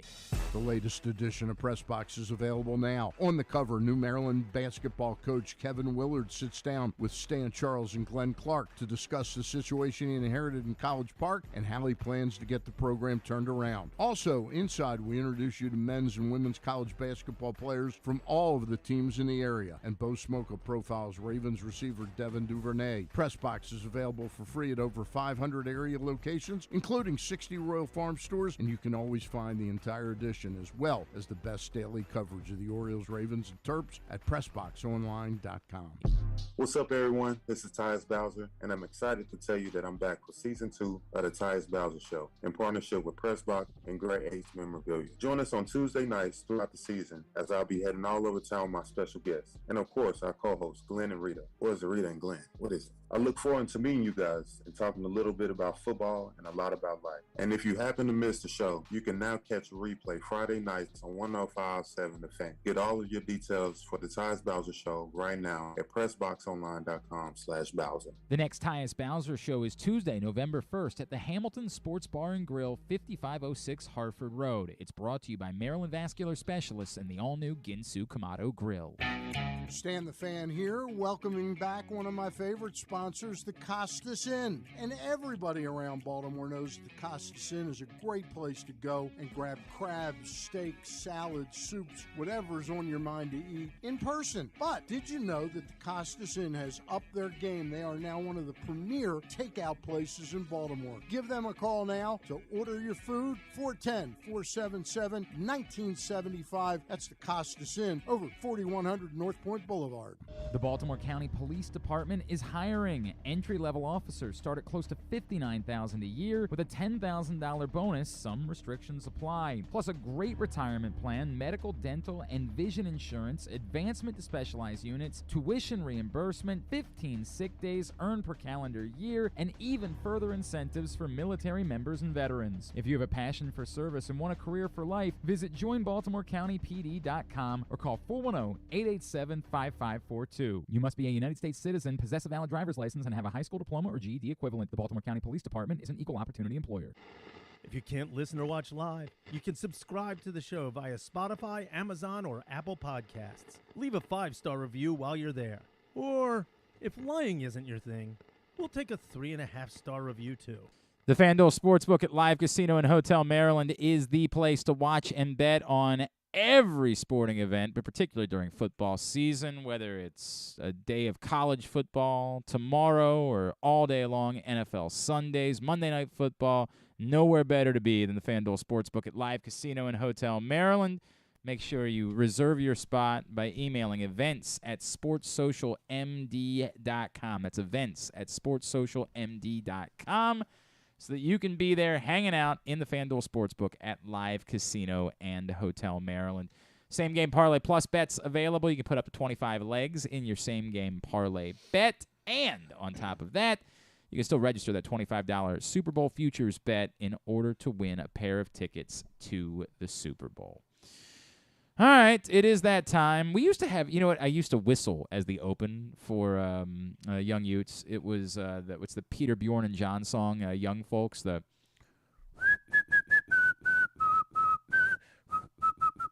It's been covered a lot. It's been sampled a lot over the years. But the problem is I always, like, the first line is always really strong, and then my whistling just falls apart from that point. It's disastrous. It's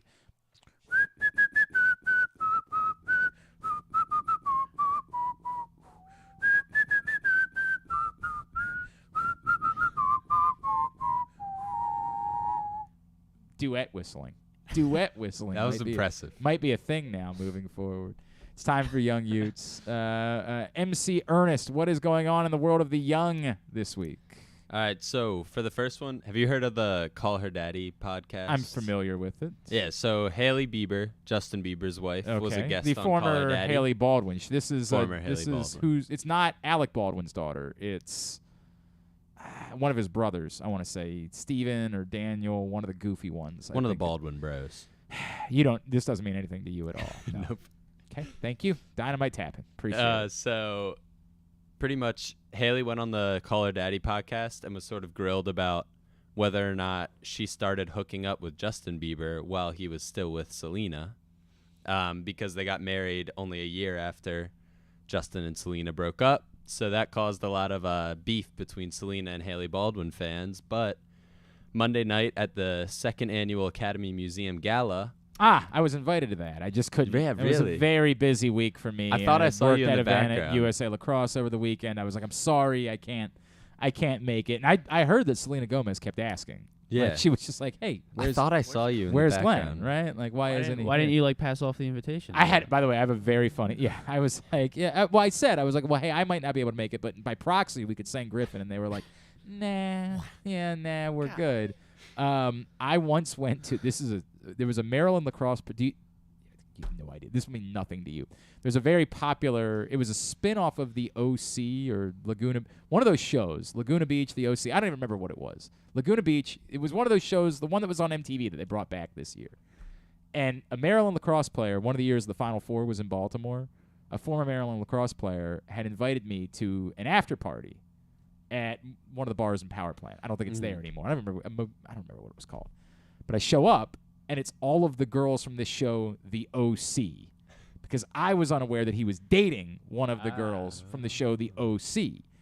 And I have never felt more out of place anywhere in my life. I'm sure. Like, what in the world do I have? I don't. I think it was The OC was a scripted show, right? This was not a scripted show. This was a quote unquote reality show. But it's all of these.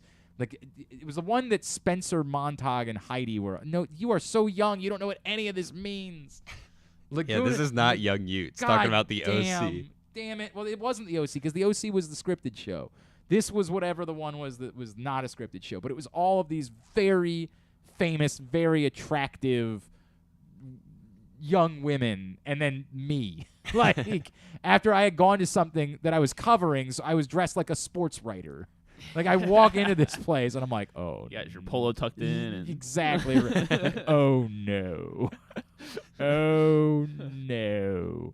And they all kind of look at me, and I'm like, hi, I'm Glenn. I'm with Scott Hockstad invited me. They're like, oh, that's nice. And They brought the water boy from Maryland lacrosse. Right. Like, oh, God. And then it's like, how long do you stay? Because the guy that invited me hadn't showed up yet. Oh, that's so the I didn't worst. want to bail before he got there, right? Because you at least want to like say, "Hey, man, thank you for the invite," but I got to go see a guy about a thing. You know what I mean? Like you want to pull that off because you want to be able to say, "Hey, I showed up," like that. You want to get that point, right? That you showed up for an event. Yeah. I don't think I made it. I don't think I lasted long enough. It was a very uncomfortable couple of moments with your friend Glenn. I was like, "Why am I here? why did he invite me? Like, look at me, I don't belong here. Anyway, sorry, Selena Gomez. Yeah, so there was a lot of beef between their fans, like saying Haley was a home wrecker and all this. Yeah, but I've said that for some time. Monday at that Academy Museum gala, they pretty much killed all those rumors and posted pictures on Instagram just hugging each other. So that's apparently sweet. the beef is squashed. It's always an interesting thing, like when your exes are friends. So my wife hates all of my exes, but doesn't say it out loud. As does my girlfriend. Right? Yeah. Well, okay, you're young, so that makes sense because young people are naturally. We're 40. And she still can't separate the idea like 20 years that, like, a back. girl that I dated in college, maybe it's over. Maybe it's not a thing any longer. It's so funny that Proctor's listening because he knows. There's a girl that we're still friends with to this day. We're friends with her husband, right? Yeah. And, like, she literally did not want me. We're friends with them, and she didn't want me to invite him to the wedding. I was like, what? What's wrong with you? She's like, I don't want your ex-girlfriend there. I'm like, but Just in case that flame rekindles what is at your wrong wedding. with you? Then a week later, she's hanging out with this girl at like some event. I'm like, what? You are a psychopath. You are every woman I've ever known, which is to their face. Oh, I love you. It's so great to see you. That would not be the right thing to say. Like, to say you are every other woman I've I ever know. known. I'm sorry. I shouldn't say that. But to their face, I'm so happy to be your best friend. And then the moment that they're not around, you cannot. You're not inviting them, are you? You're not I don't. Oh my God! It drives me crazy. Anyway, I'm sorry. I don't mean to obsess over that. No, you're good. So I do wonder if they're actually That's cool, what I was thinking. right? Like, I do wonder if they're actually cool or if it's more just like, hey, because we're here, we have to pretend like we're cool. And then, you get them away from each other. They're like, no, we really hate each other. Yeah, it seemed like Selena was pretty genuine. She was like tweeting at her fans and stuff and saying like, if you're my fans, you need to know what you represent. And we're going to be nice to Haley and squash all that beef. So it seems like they're okay now.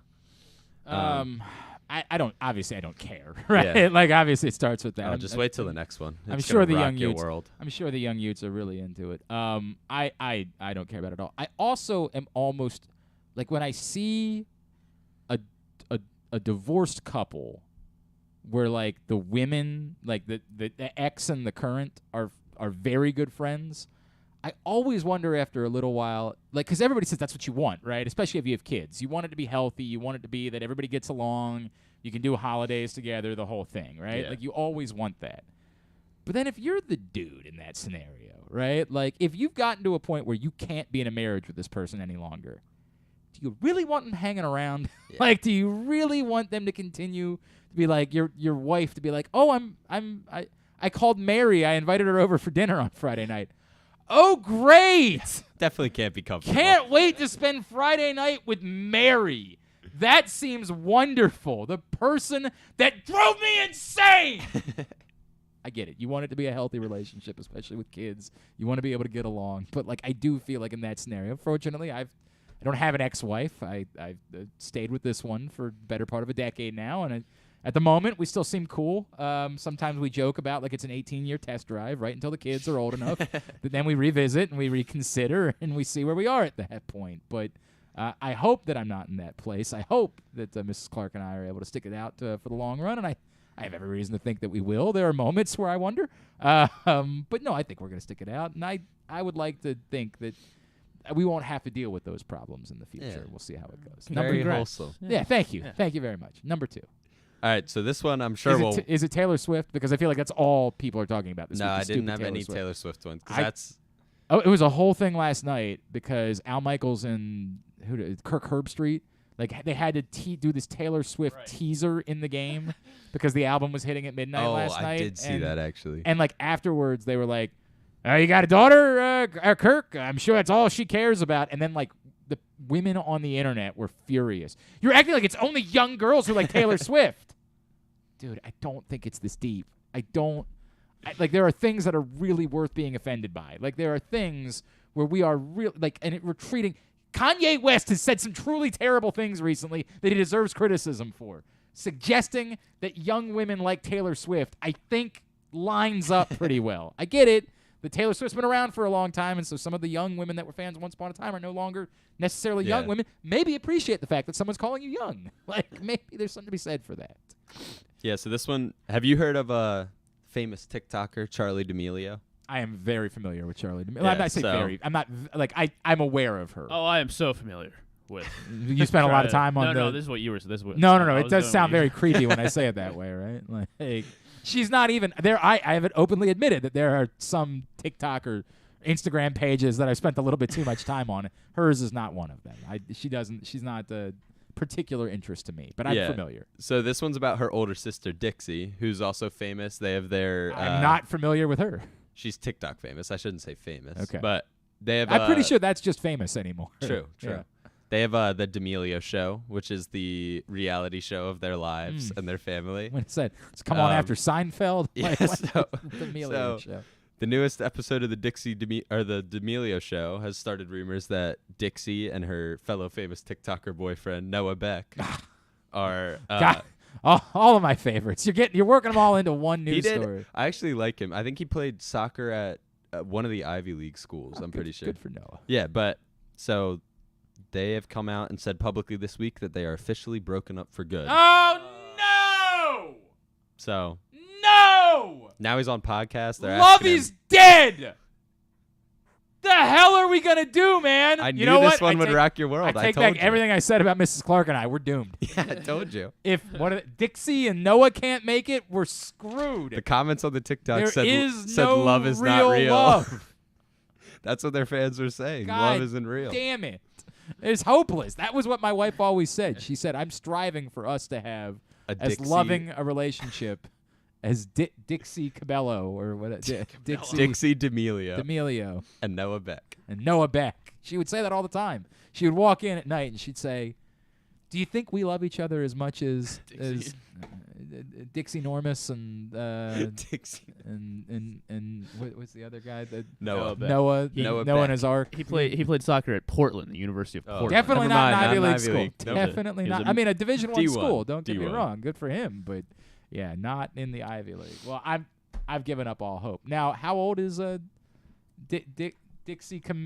What the hell is her name? Dixie D'Amelio. D'Amelio? How old is Dixie D'Amelio? She's older than Charli. I think. I don't know how old Charli is. 18 or 19. Dixie is. They're 21. They're both 21. Or Noah and Dixie are both 21. They're both 21. Mm-hmm. So this is right. Oh, but you're taken. Now wait a second, Griffin. Are you still a single man? I am. Yeah. You how you feel about old? This is the older sister. Yeah. How old is? What's her face? She's 18, I think. 19. Hasn't she been around for a few years? Yeah. Oh, that is not okay. Yeah. That is not all right. I just checked. She has. That is concerning. I don't care for that. She has 148 million followers at 18 years well, old. I have no problem with you pursuing your. I feel like she's been sexualized. Yeah, that was that's not. That was okay. a thing. Like when she was below 18, that was a big thing. Yeah, that's not okay. A lot of creepy dudes. Now this again, I want to make it abundantly clear. Not very familiar. Yeah. I know I said I was very familiar. Not very familiar. I want that stricken from the record. Griffin, you're going to have to go edit the show later and make sure that line is removed. Just mute so that no one could possibly think that I was referring to Throwing that. a bleep first. How do you feel about the night they drove old Dixie down? How do you feel about that? I mean, if she... By the way, if a cover band plays the night they drove old Dixie down anytime I go out, I'm weeping. I don't care. I don't care if I've consumed one beer. I don't care if I consumed 74. If you are a cover band worth of salt and you start playing the night they drove old Dixie down, I'm done. In fact, it was a demand that I made of a band that we hire for my wedding. We went touring. We went watching some of these bands, and I said, I want to know if you can do the night they drove old Dixie down, because we're going to get to a point of the night where I'm going to be just drunk enough that that's what I'm going to want to do is belt along every word of the night they drove old Dixie down. How do you feel about the I mean, I'd never say never to anyone. I mean, I don't think I have that great of a shot. What But do you hey, mean? With that attitude, you don't. If she wants a nice night out in Westminster, Maryland, I bet she'd be very impressed by the fact that you could eat $28 worth of Taco Bell. You also screw soccer at Portland. You played dodgeball at Tallahassee. That's right. Exactly. Yeah. Didn't you win a national championship? I know. I did. I won You're a a national. You're You right. think there's? I'm any- better than Noah Beck. Actually, Portland was pretty good at soccer. Are we sure they didn't win a national championship? We better. we don't need to look it up. We'll just say no. Yeah, let's just go with that. You got way more going for you than that a-hole does. You Dodgeball. are a national champion. Dodgeball national champion. Yeah, right. Is Need he the $28. Wait a second. Is he the spokesmodel for the Ginsu Kamado Grill? Does he have I that doubt going it. for him? Yeah, I don't doubt think he is. Now, is he? I'm telling you right now. You better. It's time. It's time. True. Slide in them DMs, babe. Yeah, And what you're are we like doing? you're like pretty close in followers because he only has 34 million. Yeah. And I have. Yeah. He's way closer to your number than he is to hers, That's right? true. So keep that in mind. Oh, Keep wait. that That's a in good mind. point. Wait a second. What? I don't know how many Dixie has. Oh, Let's I'm going to check. guess Let's Dixie's check. got a few. 57.5 All million. right. So that's not true, but No. still. Yeah. But Oh, still. and she buzzed her head.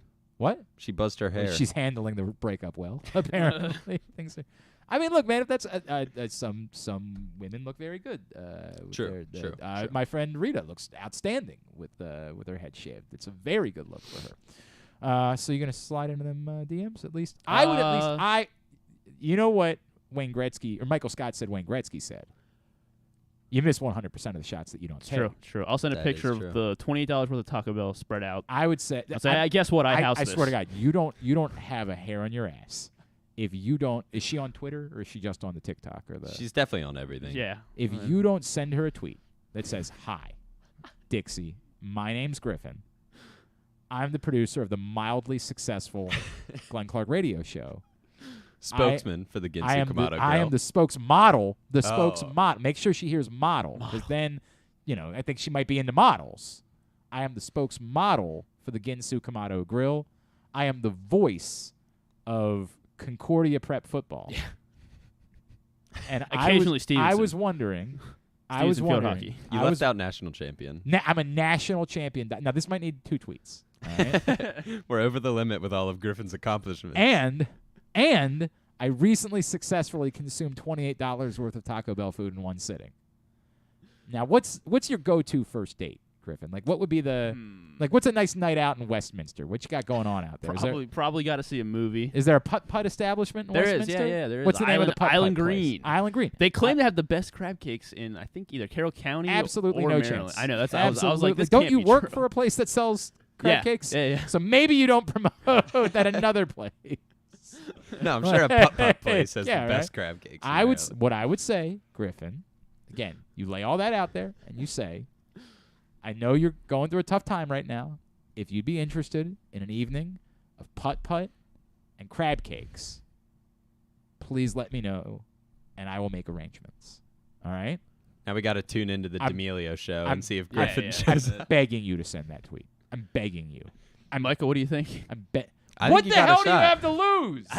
I guess. Yeah. I How guess, can I it guess be nothing. bad for I guess you? nothing. I guess nothing. Yeah. What, send somebody it. gonna make fun of you for shooting your shot? It's You gonna be literally good have a content. 1 in 58 million chance. Correct. Meh. What happened to all that 1 in 58 million talk? All right. Proctor says, who's going to inherit the late night talk shows from Kimmel and Fallon and Colbert retire? It's probably going to be some YouTuber or a TikTok clown for one of those. It's just insane. By the way, that's what Jimmy Fallon is. Like, no offense. I know he was on True. Saturday Night Live, but, like, that's what he became when he took over the show. He became a YouTube TikTok guy. Like, they don't do a show. They just do a series of... They might have been on that show, too. Oh, I'm sure Charlie. they were on that show. Yeah. I'm sure they were. That's all that show is now. Oh, yeah, and he says... by the way, did you see the story about the politician in Arizona who's trying to protect your children? Mm-mm. He was caught masturbating outside of a preschool. I did see that. Yeah. Wants to make sure that you vote for him so he can help protect your children. Wow. Yep. That is a Wow. thing that occurred this week in America. Talk about Young Yutes. In America. All right. Oh, yikes. All right, and number 3. All right, so the last one is Dak Prescott's coming back from injury this week. Is that what the Young and- Utes are talking? No, That's no, what no. like, on the campus at Stevenson, everybody's walking around like, dude, you excited? Dak's back. People are worried that he may be the newest victim of the Kardashian curse. Wait, who's he dating? So he's not dating anyone, but news came out this Wednesday that he's teaming up with Kylie Jenner as investors, brand ambassadors, and I don't models think that counts, does it? for a new water beverage. I don't know. That doesn't count. The Kardashian. I think you have to be. People are saying he's got to more talk to like intimately Lamar involved, Odom, but they were very intimately Yeah, involved. True. They kept making kids together. But pretty much they're going we in had together. we had one of the basketball players on the show one time, and I straight up, like, I didn't have. I think it was Raymond Felton maybe who had dated. Did Raymond Felton date a Kardashian? Because I'm pretty sure that's who we had on the show. And Raymond Felton, who played at North Carolina and had like a cup of coffee in the NBA. Kardashian. When they launched the Big Three basketball league, they would keep asking us to put players on, and maybe it was somebody else. I don't think it was Baron Davis. One of them dated a Kardashian, or maybe hooked up with a Kardashian, and I didn't have a ton of things to ask, whether it was Raymond Felton or whoever it was. I was like, "Look, man, can I just be real with you? Is the Kardashian curse real?" And like he started laughing, and like I think it hit him like that he had gone from the NBA to the Big Three, and he was like, "Yeah, I don't want to say that." I was like, "Yeah, but like it is, isn't it?" Yeah, so fans are all tweeting about how Dak needs to have a heart-to-heart with all those guys, the Lamar Odom, all them. That's a before totally different before he thing. gets in business. It's a totally different thing. Well, I mean, Kylie and Travis Scott have been on the rocks. So Oh no! After the Dixie thing? for like a year. Oh, it's over. Before the Dixie Oh, for thing. God's sakes, it's all over. There's no hope for Mrs. Clark and I. God, why are you doing this to me right now, man? Yeah, if Travis Scott and Kylie can't work out. God damn. Well, at least Kim Kardashian and Pete Davidson. Damn it. Well, but Kim Kardashian and maybe Dak will date Kim Kardashian, actually, Sure. now that I think about True. it. Then the Kardashian curse would I be wouldn't real. be surprised. All right, very good. That's what's going on in the world of the Utes this week. Thank you, Mike. I appreciate it. Of course. All right, when we come back in, we will get a tidbit and get two-bit or wind down for the week. Then we'll hear from Jake Butt previewing Maryland-Northwestern tomorrow. Today's show also brought to you by the new print issue of PressBox. Speaking of Maryland, there's Kevin Willard, new Maryland basketball coach, on the cover. He sat down with Stan the Fan and I for a lengthy Q&A discussing the job that he is taking on in College Park. Really great stuff. Encourage you to go pick that up right now at your neighborhood Royal Farms. Out of the hundreds of locations around town where you find PressBox. You can read it as well at PressBoxOnline.com. Also inside, we introduce you to college basketball players from every men's and women's program across the state. Go pick up the print issue of PressBox today. The Baltimore County Police Department is hiring. Entry-level officers start at close to $59,000 a year with a $10,000 bonus. Some restrictions apply. Plus a great retirement plan, medical, dental, and vision insurance, advancement to specialized units, tuition reimbursement, 15 sick days earned per calendar year, and even further incentives for military members and veterans. If you have a passion for service and want a career for life, visit joinbaltimorecountypd.com or call 410-887-5542. You must be a United States citizen, possess a valid driver's license, and have a high school diploma or GED equivalent. The Baltimore County Police Department is an equal opportunity employer. Come experience Maryland's #1 sportsbook this NFL season at the FanDuel Sportsbook at Live Casino and Hotel, the ultimate place for any sports enthusiast. Take advantage of our 24/7 kiosks, massive video screens, and watch all the action from the best seat in the house. With more money paid out than anyone around, make every moment more at the new FanDuel Sportsbook at Live Casino and Hotel in Hanover, Maryland. Please play responsibly. Gambling problem? Please call 1-800-GAMBLER or visit mdgamblinghelp.org. Glory Days Grill's Oktoberfest menu is now running. It's one of their most popular seasonal menus all year. It features the chicken schnitzel, the Oktoberfest brewer's platter, the brewer's sausage sandwich, the Bavarian burger with a pretzel bun, the cheddar ale soup, the slam dunk pretzels, and the apple cobbler. All of these meals pair well with Oktoberfest beers and Angry Orchard on draft. Dine in or order online at glorydaysgrill.com and pick up your favorites to take home. Glory Days Grill, great food, good sports. That first sip. That first bite. Start your day off right with a delicious breakfast at Royal Farms. Choose from a fantastic selection of fresh Royal Farms breakfast sandwiches and top it off with a rich hot cup of the freshest coffee in the world. At Royal Farms, breakfast is available day and night. It's the freshest breakfast in the world. Real fresh, real fast. Royal Farms. Have you been to Guilford Hall Brewery? Located in Baltimore's Station North neighborhood, Guilford Hall Brewery breaks the craft brew mold with their great handcrafted microbrews and amazing Bavarian-style food selections. Join Guilford Hall 7 days a week for Orioles, Ravens, and all of your favorite college games. Make plans now to watch the big games, play trivia, or bring your dog for Yappy Hour. They even have free valet service on Friday and Saturday nights. Go to guilfordhall.com for a complete schedule of events, beer listings, and food and drink specials. We'll see you at Guilford Hall Brewery.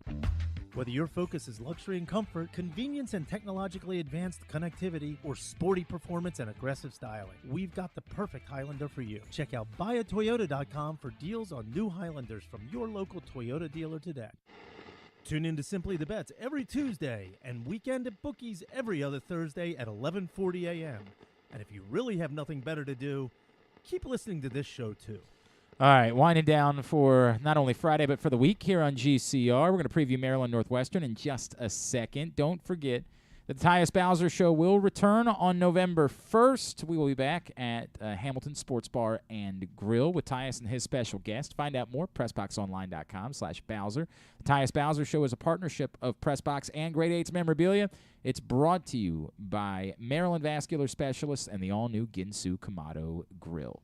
Griffin, what you got for tidbit today? All right, so the Gold Glove finalists. Have you sent a note yet to old Dixie? I have not. I was gonna, try and give it more thought. Okay, it needs to be something perfect. More, Dixie Carter, something more thoughtful. What do you mean and more I'd wait till thoughtful? after the show. What do you mean more thoughtful? Pouring his heart out. Then figure out, letting her know that you are a national champion, a major corporate spokesmodel, and the producer of a mildly successful internet talk show.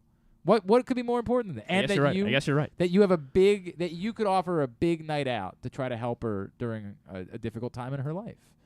A lovely evening in Westminster, Maryland. I don't understand what could be better than that. Yeah, you're right. You seem not confident about this. Well, I think that is true. That concerns me. Like, you gotta. It's like when I'd say that maybe this answers why it is we've been struggling guest-wise this week. Like, you gotta put yourself out there sometimes, man. It's fair. It's fair. All right. Fair. All right. What? So the Gold Glove finalists came out. I said Ruben Mateo. It's been a long time. Jorge Mateo, not among them. Been a minute since Ruben Mateo. And so Oriole fans Problems put together the where he ranked with the other shortstop finalists in the American League, and he was among the top in defensive run saves, outs above average, and the ultimate zone rating from Fangraphs, and fielding percentage. So he was so defensive run saved. Jeremy Pena had 15, Mateo had 14, and then Bogaerts and Correa, who were nominated ahead of Mateo, had 4 and 3 at defensive runs saved. Okay. Then at outs above average, Mateo was ahead of all three of those guys with 11 outs above average, and then his ultimate zone rating was 7.5, much larger than Xander Bogaerts' 4.9 and Correa's 1.0, and Jeremy Pena's negative 6.3. Okay. And then at fielding percentage. Yeah, so anyway, more Mateo. That Mateo. Not. No, it's a travesty. Burn it all down. You know what? Much like I didn't go to the Academy Awards or whatever the hell it was. Academy Museum Gala. And much like that, I'm going to also boycott this year's Gold Glove Gala. I will not attend. I refuse to attend the Gold Glove Gala. Well, Ramon Urias was nominated. All right, I'm third going. Base, I've changed my mind. I'm in. And Where's my? I need my invite. He probably has a good shot because Orioles Fan Problems also put out the listed where he ranked with the others in that one, and he looks pretty good because he has 14 defensive run saves, which is, by the way, if he wins the Gold Glove, just as good as winning a championship. Which is way more than Matt Chapman and Jose Ramirez, who both have 2 defensive run saves. Yeah, that's jerks. What the hell are they good at? He has 7 outs above average. These guys stink, Chapman and Ramirez. Glad we don't have them on our team. He's got the biggest UZR, the ultimate zone rating. Yeah. And he, I guess he's got the worst fielding percentage out of those 3. He also has the biggest Lil Uzi Vert. It's weird. I'm surprised by that. I didn't know there was more than one. So my it also seems like an oxymoron, right? Big Lil Uzi Vert. My tidbit question was going to be, or is, can you name who has the most defensive runs saved? Most certainly can't. At each position. Not a chance in hell. Not a chance. Let's see if you can. Defensive runs saved, you say? Yes. In baseball this season. Correct. Let's start at catcher. Adley Rutschman. That is an excellent guess. Who also not nominated Yeah, for what a the Gold hell's Glove that all and about? had a terrific season, but he is second with 18 defensive run saves this season. Pathetic. You're gonna have to get rid of that guy. I'm sorry. No? It's just the way it goes. I thought we were better than that. If I'm being totally honest with you. I don't know. It's 12 and 18. Who is it at catch? It is Jose Trevino of the New York Yankees. Okay. Had 21 Sure. defensive run saves at first base. We're gonna be doing this all the entire time. You're just gonna end up telling me because it's Okay. it's Well, 12. okay. First base. He's got an Oriole connection. This guy. He's got an Oriole connection. A former Oriole, you're yes. saying? The hell was a Well, I guess former? maybe he never actually played for the Orioles, but he was on the Orioles organization. Oh, so Christian Walker? Christian Yeah. Walker, far and away, 17 defensive run saved at Oh. first base. There was, Six Ryan at second Mountcastle base. was also not nominated Correct, for the Gold yeah, Glove. and he had like the most outs above average of first This is baseman. and ridiculous. It is. This is ridiculous. I want to make it abundantly clear. None of us, that parade we were going to throw for the Gold Gloves this year, canceled. We're not doing it. Remember the party we were going to host? And didn't you book Lil Uzi Vert to play that party to celebrate Yeah. the Oozer leaders? Yeah. Cancel it all. The Oozer. None. We're not doing All it. right, at second base, you'll never get second base. It was All right. Brendan Rodgers. I definitely know what Brendan Rodgers is. However, do you know who had the most outs above average at second base? Another former Oriole. Another former Oriole. No, I don't. Played second base for the Detroit Tigers this year. Jonathan Scope, yeah. the sure. most about outs All right, above yeah, average. Sure. Shortstop, I gave it away. You did? Yeah, while I was reading them off. I don't even remember what you said. Jeremy Pena had 15. Oh, right, yeah, okay, And then Jeremy Mateo Pena, 14. Miguel Rojas also had 15 defensive runs saved. Third base, you want to try and give it a guess? It's not Ramon Urias. Is it a National Leaguer? It is a National Leaguer. Because you named the American League guys. NL Central team. Cabrian Hayes. Good guess. Excellent guess. 24. Okay. Defensive run saves. Cabrian. I mean, it's one of the Cabrian few. Hayes. Like it was very exciting this year. And then the outfielder with the most defensive runs saved this season. The outfielder. I don't know. Another National League Central team. National League Central. Very bad this season. Very Although bad They this season. handled the Orioles pretty well. They handled the Orioles pretty well, but they were very bad. And it's not the Pirates. Mm-mm. So the Reds. Yes. Oh, God, who played for the Reds this Yeah, year? They were so bad, it's hard for me to remember who played for the Reds this year. Hang on a second. The Reds had...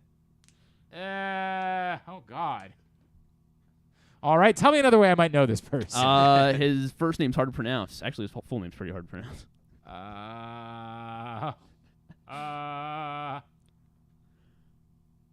I think his bat's got some power. Aquino? Mm-hmm. All right. Aristides Aquino. Okay. All right. 20 defensive runs saved, leading all outfielders in Major League Baseball. Dude, I'm not even kidding. By the time, how many weeks are we removed from baseball season?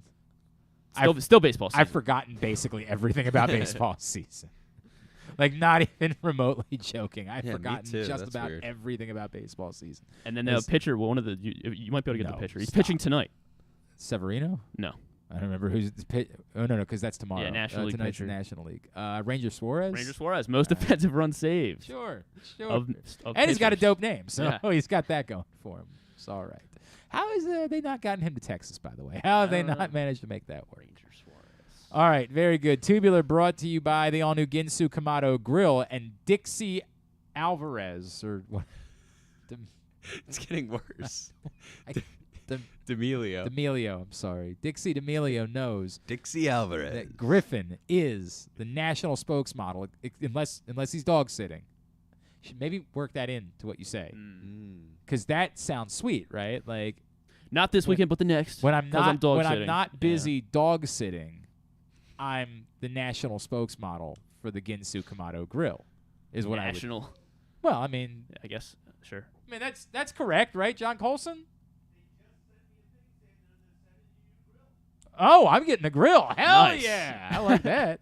I like that a lot. That's bad news for you. I tell you what, if it helps with, oh God, I've already forgotten. Dixie Try.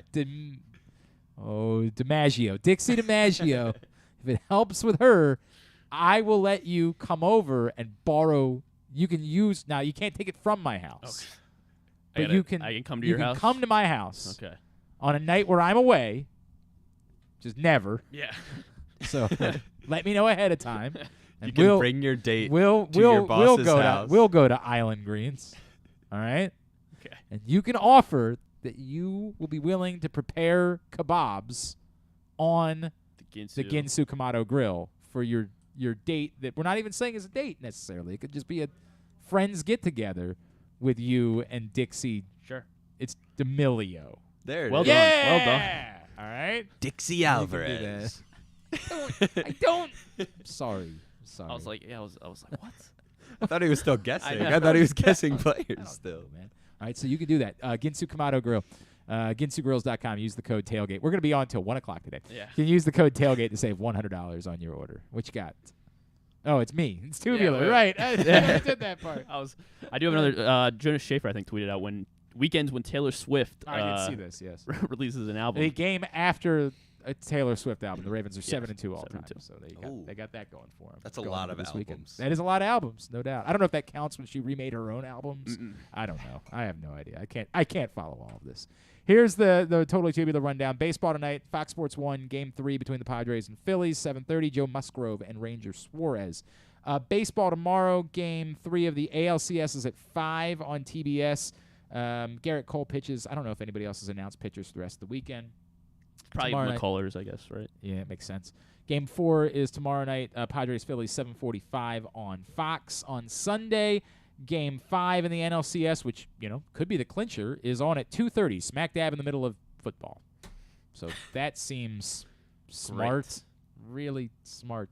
2:30 for Padres-Phillies Game 5 on Fox Sports 1, and then TBS for Astros-Yankees Game 4 at 7 on Sunday night. Football tomorrow, college football, Northwestern, Maryland, 7:30 on Big Ten Network. Houston Navy at noon on ESPNU. William & Mary Towson at 7 on Flow Sports. As I always say, it's unfair to have to play both. It's just not fair. It's not fair. Morgan State, Delaware at 3, also on Flow Sports. Stevenson's at home tomorrow at noon against FDU Florham. Hopkins at home tomorrow at 1 against Gettysburg. Big games tomorrow in college football. UCLA, Oregon, 3:30 on Fox. ESPN has Mississippi State, Alabama at 7. ABC for Syracuse, Clemson at noon, and Texas, Oklahoma State at 3:30. And on Sunday, CBS for Browns, Ravens at 1. The local games on Fox are Packers, Commanders at 1. Chiefs, 49ers at 4:25. Do we know yet if they're going to try to throw Christian McCaffrey out there on Sunday? It seems insane. It does, but at the same time, you why just not? paid a lot for him, right? I feel like he's going to want You just got to hand him the ball and tell him to run. Right? Just do it. I don't feel quite as good about my pick of the Chiefs, but I still think so. Steelers, Dolphins, 8:15 on NBC, because that's definitely, although I guess Tua comes back this week, so at least there is something worth watching about that. For some reason. Do I start him or Geno Smith? I think you start Tua if he's playing. I think you start Geno. Uh-oh. Did you see Tua said he has no recollection of anything Oh, of that day? that doesn't seem great. He All right, said maybe that you play Geno. Maybe I've changed my mind. Said he doesn't remember getting hit or going out on Or a all he stretcher remembers or is just anything else. throwing, 4 touchdowns, 6 touchdowns against the Ravens. Yeah, pretty good day for him. Non-sports highlights. A couple of the Amazon Prime show with Chloe Grace Moretz, The Peripheral, the series, where Sure it's she's transported to the future, and I think she sees something. And now she's got to save. She sees something happen to her, and now she's trying to save the universe. 30 now, isn't she? By the way, is she already? I feel that like she old? still looks like She she's still one of looks those like she could people play who looks the same. another teenager. Yeah. So that's on Prime. 25. Netflix movie called From Scratch, where Zoe Saldana. I said highlights. Zoe Saldana. This is a Connor Norby movie. Where Zoe Saldana. Why are we sharing it? Because I wanted to throw out the Connor Norby thing. Okay. All right. We can just leave it. And so she starts dating an Italian chef. Okay. And, Zoe Saldana. Cool. I tell you what. Black Adam's I tell you out. what. Oh, I do want to see Black Adam. Offered Watch Dixie From Scratch. Alvarez. Dixie Dickinson. Offer her that you guys could hang out, go to Island Greens, and watch From Scratch together on your date. All right? Yeah. Griffin, I don't think you're going to do it. All right, fine. I guess I'll do it. Do it. What do you have to lose? You're right. I have nothing to lose. Yeah. Oh, next. What else? Black Adam's out. Oh, is that out this weekend? That is wanna out. see Yeah. that. They've done. I guess apparently it's bad. Yeah, I was going to say. Have we I seen feel like that? So that's why I guess they haven't. I don't expect much from the DC movies, but I like them. Like, I liked Right, Aquaman, even right. though I it was loved bad. Aquaman. Yeah. I didn't think Aquaman was bad. I thought Aquaman was good. Ooh, 43% for Black Adam on Rotten Tomatoes. What's Yeah. Aquaman And well, so get? the most recent like little hype trailer they put out, it was like quotes. It was like the greatest superhero movie ever, and you couldn't see who the quote Now, was attributed to. I have to. It was Dwayne Johnson. It was No, some. no, It was some dude. It on was the zoomed. internet, Yep. right? It was like Duke the Fridge. Yeah. So Was who the quote was. So I have said though, I do think that critics have often been unfair to Dwayne Johnson. Like a movie that he made was just fun. Yeah, it's we just were a talking good about time. this. So I don't know. This one doesn't look necessarily like a fun movie. Like I don't know how I feel Yeah, about this. yeah, I yeah. don't like it. And there's I Ticket don't to like it. Paradise as well in the movie, with George that's the- Clooney yeah, and Julia yeah, Roberts. I did see Pretty that. Woman I 2 did or see that. something. And there's no SNL this weekend, right? They're off this weekend. I believe No. they're- I believe Yeah, they they're- are off. yeah. They are off this weekend. All right, very good. House of the Dragons finale. Okay. Thanks to Stan the Fan Charles. Thanks to Tyler Kepner. And thanks to Jake Butt, who we're about to hear from. Thanks also to Gerard Cherry. We'll get it all up in the greatest hits section of the tab at GlennClarkRadio.com. Bat around tomorrow morning, 10 to noon with Paul and Zach. I'll be with you at halftime on PressBox's Facebook page for Project Game Day on Saturday. Then Rita and I post-game on 105.7 The Fan. And then we're back on Monday. Did we end up successfully moving anything to Monday? Or? Not yet. I think Will Barton's going to join us on Monday from the Wizards. Baltimore native Will Barton, I believe, will join us on Monday's show. Thanks to everybody at PressBox, all of our great sponsors and partners, including Baltimore County Police Department, Glory Days Grill, Royal Farms, Costas Inn, Guilford Hall Brewery, Great Eights Memorabilia, the FanDuel Sportsbook at Live Casino and Hotel, Maryland Vascular Specialist, the all-new Ginsu Kamado Grill, your local Toyota dealer, buyatoyota.com. At Micah.Ernest on Instagram is how you can follow him. Follow us on Twitter, Instagram, and TikTok at Glenn Clark Radio. You can follow Griffin at Griffin_Bass, but only if he does this. If he doesn't, then we're not going to plug it any longer. Have a great weekend. Go Astros. Go all local teams, all the local football and teams, and the Ravens. Duke sucks. Ohio State sucks too. We wrap up today's show by previewing Maryland-Northwestern tomorrow. Jake Butt from the Big Ten Network. Maryland-Northwestern coming up this Saturday. Our next guest is going to be on the call for Big Ten Network. He is former NFL tight end and former Mackey Award winner. Mr. Jake Butt is with us here on GCR. Jake, it's Glenn. It's great to chat with you, man. Thank you so much for taking the time for us. Yeah, of course, guys. Glad to talk. And you kind of mentioned the tight end background. If you didn't know, I believe it's National Tight End Week. And it's National Tight End Day coming up. So I'm super excited to see 84 Dyches. No doubt. Dude's phenomenal. He's almost like a receiver, but he can mix it up in the blocking as well. And then you know, the guy that doesn't get enough credit, but he's just quietly just putting out a steady season is number 18, C.J. Dupree. I think he's playing phenomenal football. I agree. You guys got two great ones. Both had made big plays last week, obviously, in the win against Indiana. Jake, what is the appropriate gift for someone in National Tight End Week? Like, if we're headed down to College Park tomorrow, what could we bring by the booth? Is it myrrh or frankincense? Like, what do you do for National Tight End Day? No.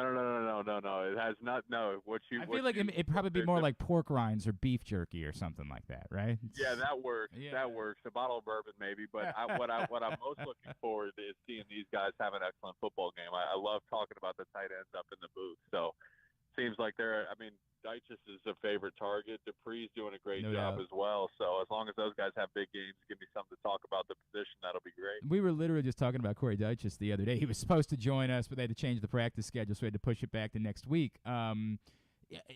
What's interesting to me, Maryland's had a nice little run here with tight ends, with Chigakonkwo most recently. Of course, everybody thinks about Vernon Davis. That's a very lofty standard, but are you starting to buy, like, Corey Dyches looks to me like an NFL tight end when I watch him play.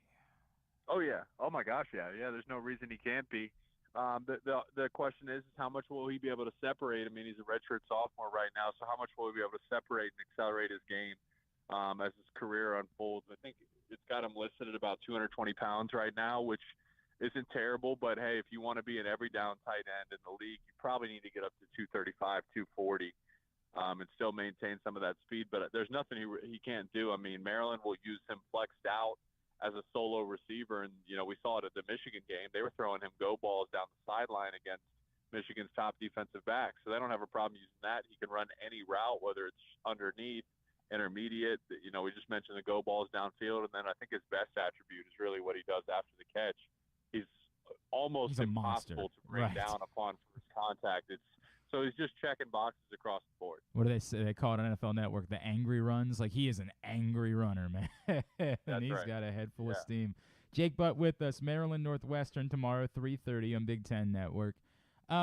Jake, obviously the big storyline this week is Talia Tagovailoa and Mike Locksley saying, hey, he's day-to-day and game time decisions. So I think there's an opinion that a lot of people have that, hey, look, you got a bye coming up. Why not maybe try to get through this one? It's just Northwestern, and Billy Edwards looked all right last week. But, you tell me from the mindset of a football player, like the idea of somebody coming to you and saying, hey, we think you might be healthy enough to play, but we'd rather just not have you play. I'm going to guess that nobody, particularly not a quarterback, is willing to go along with that. No, yeah, I mean, if you can play, I think this is more stuff that gets talked about in the media, but if you're a player and you say, hey, I can play, then you can play, and you will play. Now, there is some subjectivity where it's like, hey, if it's really, really close, then you have to look at the context of the situation throughout the season and see, does it make sense to risk it for this game, or do we need to get them healthy? Hey, there's another bye week. Those MCL sprains are tricky. I've done my ACL 3 times, but I've had my fair share of MCL sprains where it's you're good enough to play, you're cleared to play, but that knee just feels really loose, and it can affect your ability to move. And one thing that I think is probably the most underrated part of Leah's game is his ability to navigate the pocket. I'm just watching him just do some phenomenal things in this game against Indiana, and they also use him down in the red zone in these read option scenarios as well. So how healthy he is to be able to run is another consideration. And listen, man, he's the heartbeat of the offense. However many weapons you have, it's always about the quarterback. So, there's a lot of factors that go into this, and I know, they'll do what's best for him, and he'll be a part of that decision as well. Just how different is Maryland if it's Billy Edwards who plays tomorrow? Well, how different is anybody if losing their star quarterback, right? It's going to be different, but I think as soon as we talk about how important Leah is, you can start to go down the list and say this offense is so talented. There's weapons at the receiver position. We've already talked to tight ends. Your backs are phenomenal. They're just so fun to watch, and I mean it's something that doesn't get talked about enough. But they fall forward every single carry, and you know what? It's 2 yards here and there. So 2 yards doesn't make the difference. But if you run it 15, 20, 25 times a game, that's another 30, 40, 50, 60 yards throughout the game just by falling forward and reaching the ball out. And they're so thick and strong.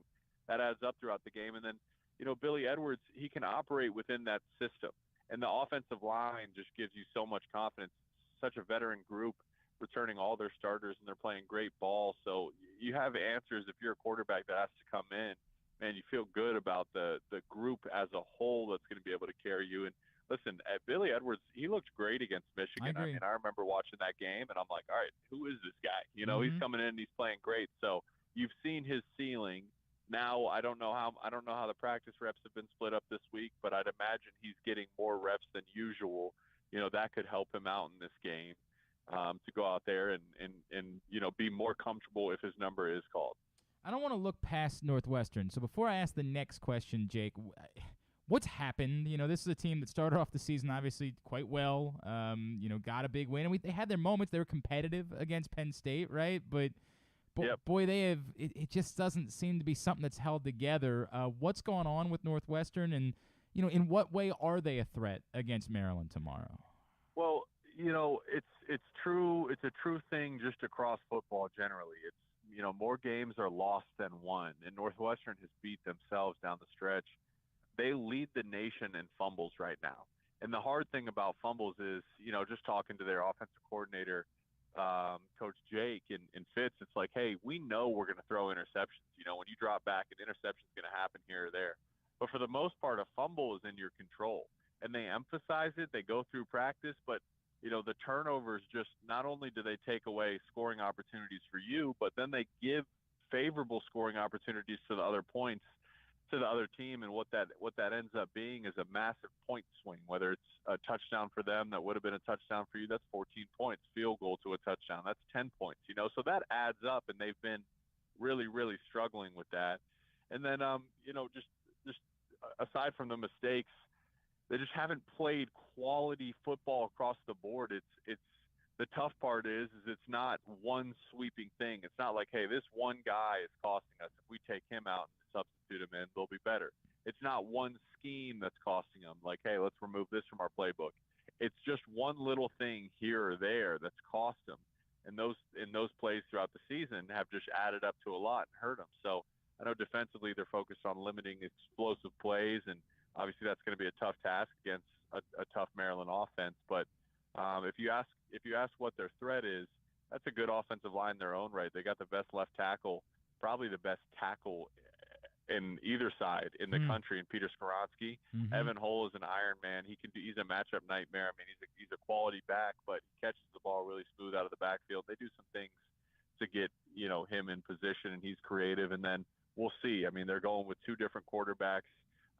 Last week you saw, and then we'll see who starts this week, who's under center. But maybe they can find a spark in the fact that they're having some competition out there.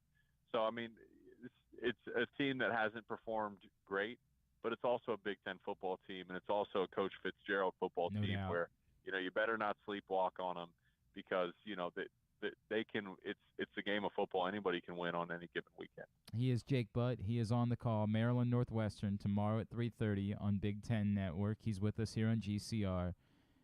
Jake, as we do project beyond Northwestern, and hopefully for people around here, Maryland handles their business. There's this thought of, what's beyond that. And they have Wisconsin, who's improved a little bit, but has been down, and then Penn State, Ohio State, two real monsters there.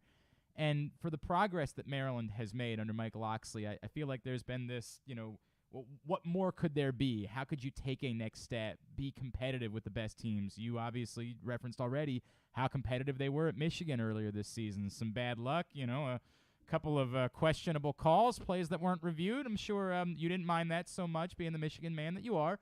But what's the difference right now for Maryland, a team that's played well for stretches, played really well for stretches, and has been kind of puzzling in others, in closing that gap and being able to compete against the Penn States, the Ohio States as the season goes along?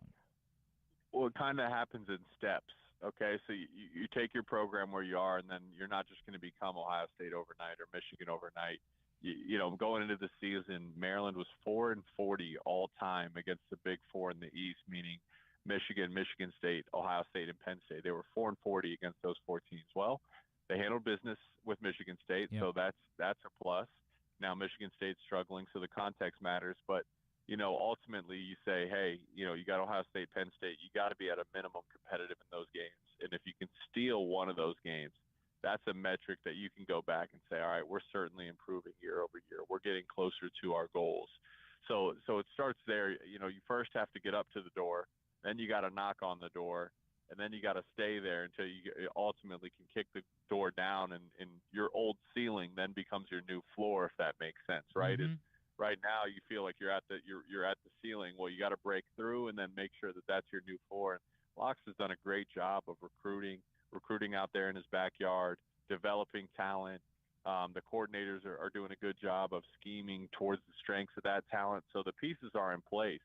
I don't think any team's going to feel good playing Maryland at any point in the season, because they have so much talent. They do so many things well that they can beat anybody on any Saturday. It seems like when they've been disciplined, which has been rare, they have been off-penalized this season. But we think about that Michigan game and how well they played. That was the most disciplined we've seen them all season.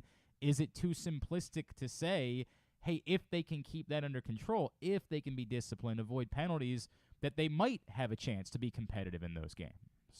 Yeah, well, that's kind of just what we were saying for Northwestern about their turnovers and their fumbles. Yeah. It's a similar thing with discipline and penalties. It's like, man, football's hard enough to win when you do everything right. But if you're giving up penalties and you're beating yourselves, well, my goodness, you're swimming upstream. It makes it that much harder. So the more you can limit the mistakes that you have within your own control, the closer you are to winning. But you got to start to ask why, because, hey, these – they have been heavily penalized throughout the season, and I know Locks has emphasized it, but it's ultimately about going out there and doing it on a consistent basis. So especially going against Ohio State and Penn State. You have to limit as many mistakes as possible just to put yourself in a position to potentially win at the end of the game. All right, I got two I want to wrap with. The first one, it's very important. There's been a debate that's popped up, and I imagine you would understand our side of the debate. Who's the best tight end in the NFL right now, Jake Butt?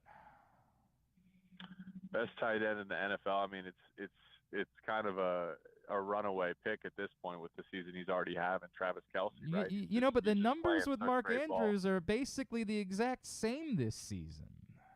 Okay, yeah, I'll give you that. Mark Andrews is playing good. Maybe it's the fact that, I find myself watching Chiefs games in prime time and the multiple touchdowns. What do you have, 4 touchdowns the other day? It's like, yeah, it was insane. No question. So crazy. So they both benefit from the fact they're their quarterback's top targets at this point in the season. So those guys, sure, they'll go toe-to-toe, and then when Kittle's healthy, he's another name. Pitts can develop it. He scores some more touchdowns. So there's some good ones. I'm definitely leaving some guys out, too. We just like having people tell us we're pretty in Baltimore. That's all it is. Kelce 6 games, 41 catches, 455 yards. Andrews 6 games, 39 catches, 455 yards. So, I mean, it's remarkable how well that Mark – What's the touchdowns? It's only 2 off. It's 7 for Kelce, 5 for Andrews. So slight edge, right, for Kelce.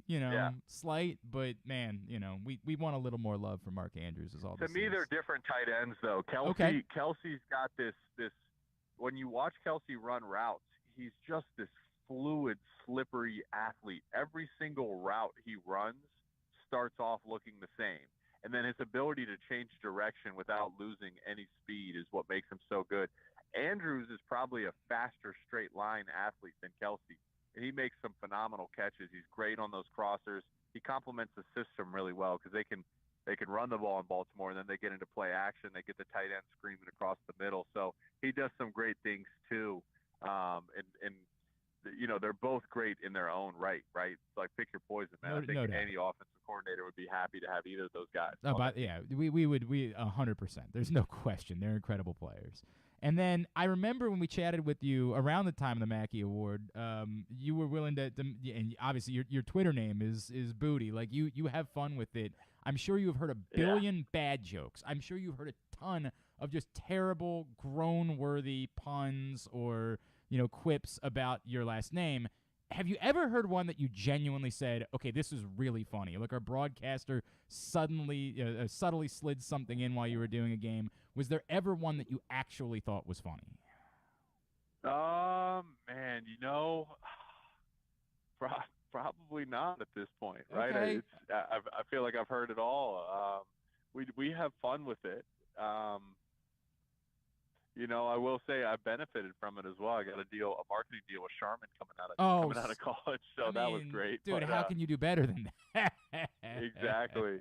That came in handy. So, I'd like to say the best is yet to come. At this point, I think most people think they're saying a joke for the first time, when in reality, I've heard these jokes for so many times. Yeah, exactly. Of course. It's all you've ever heard. I completely understand it. All right, at JBooty88 on Twitter is how you follow him. Big Ten Network tomorrow from Maryland-Northwestern at 3:30. Jake, is there anything else we can plug for you, man? No, that's great. That's perfect. Reach out on Twitter. I've actually done a breakdown. If you go back in the history of Maryland's offense for the Big Ten Network, if you check out their YouTube, I did a breakdown of what makes them so great. So it's familiar territory. I'm excited to call one of their games and see it in person. It's one of my favorite offenses to watch. So reach out on Twitter. I engage with people, ask me questions, give me criticism. It's all fair. So reach out, engage. I love it. Good deal, man. Jake, seriously, appreciate taking the time for us. Enjoy your trip to Maryland, and we'll look forward to chatting again down the road. Thank you so much for doing this. Sounds good. Anytime.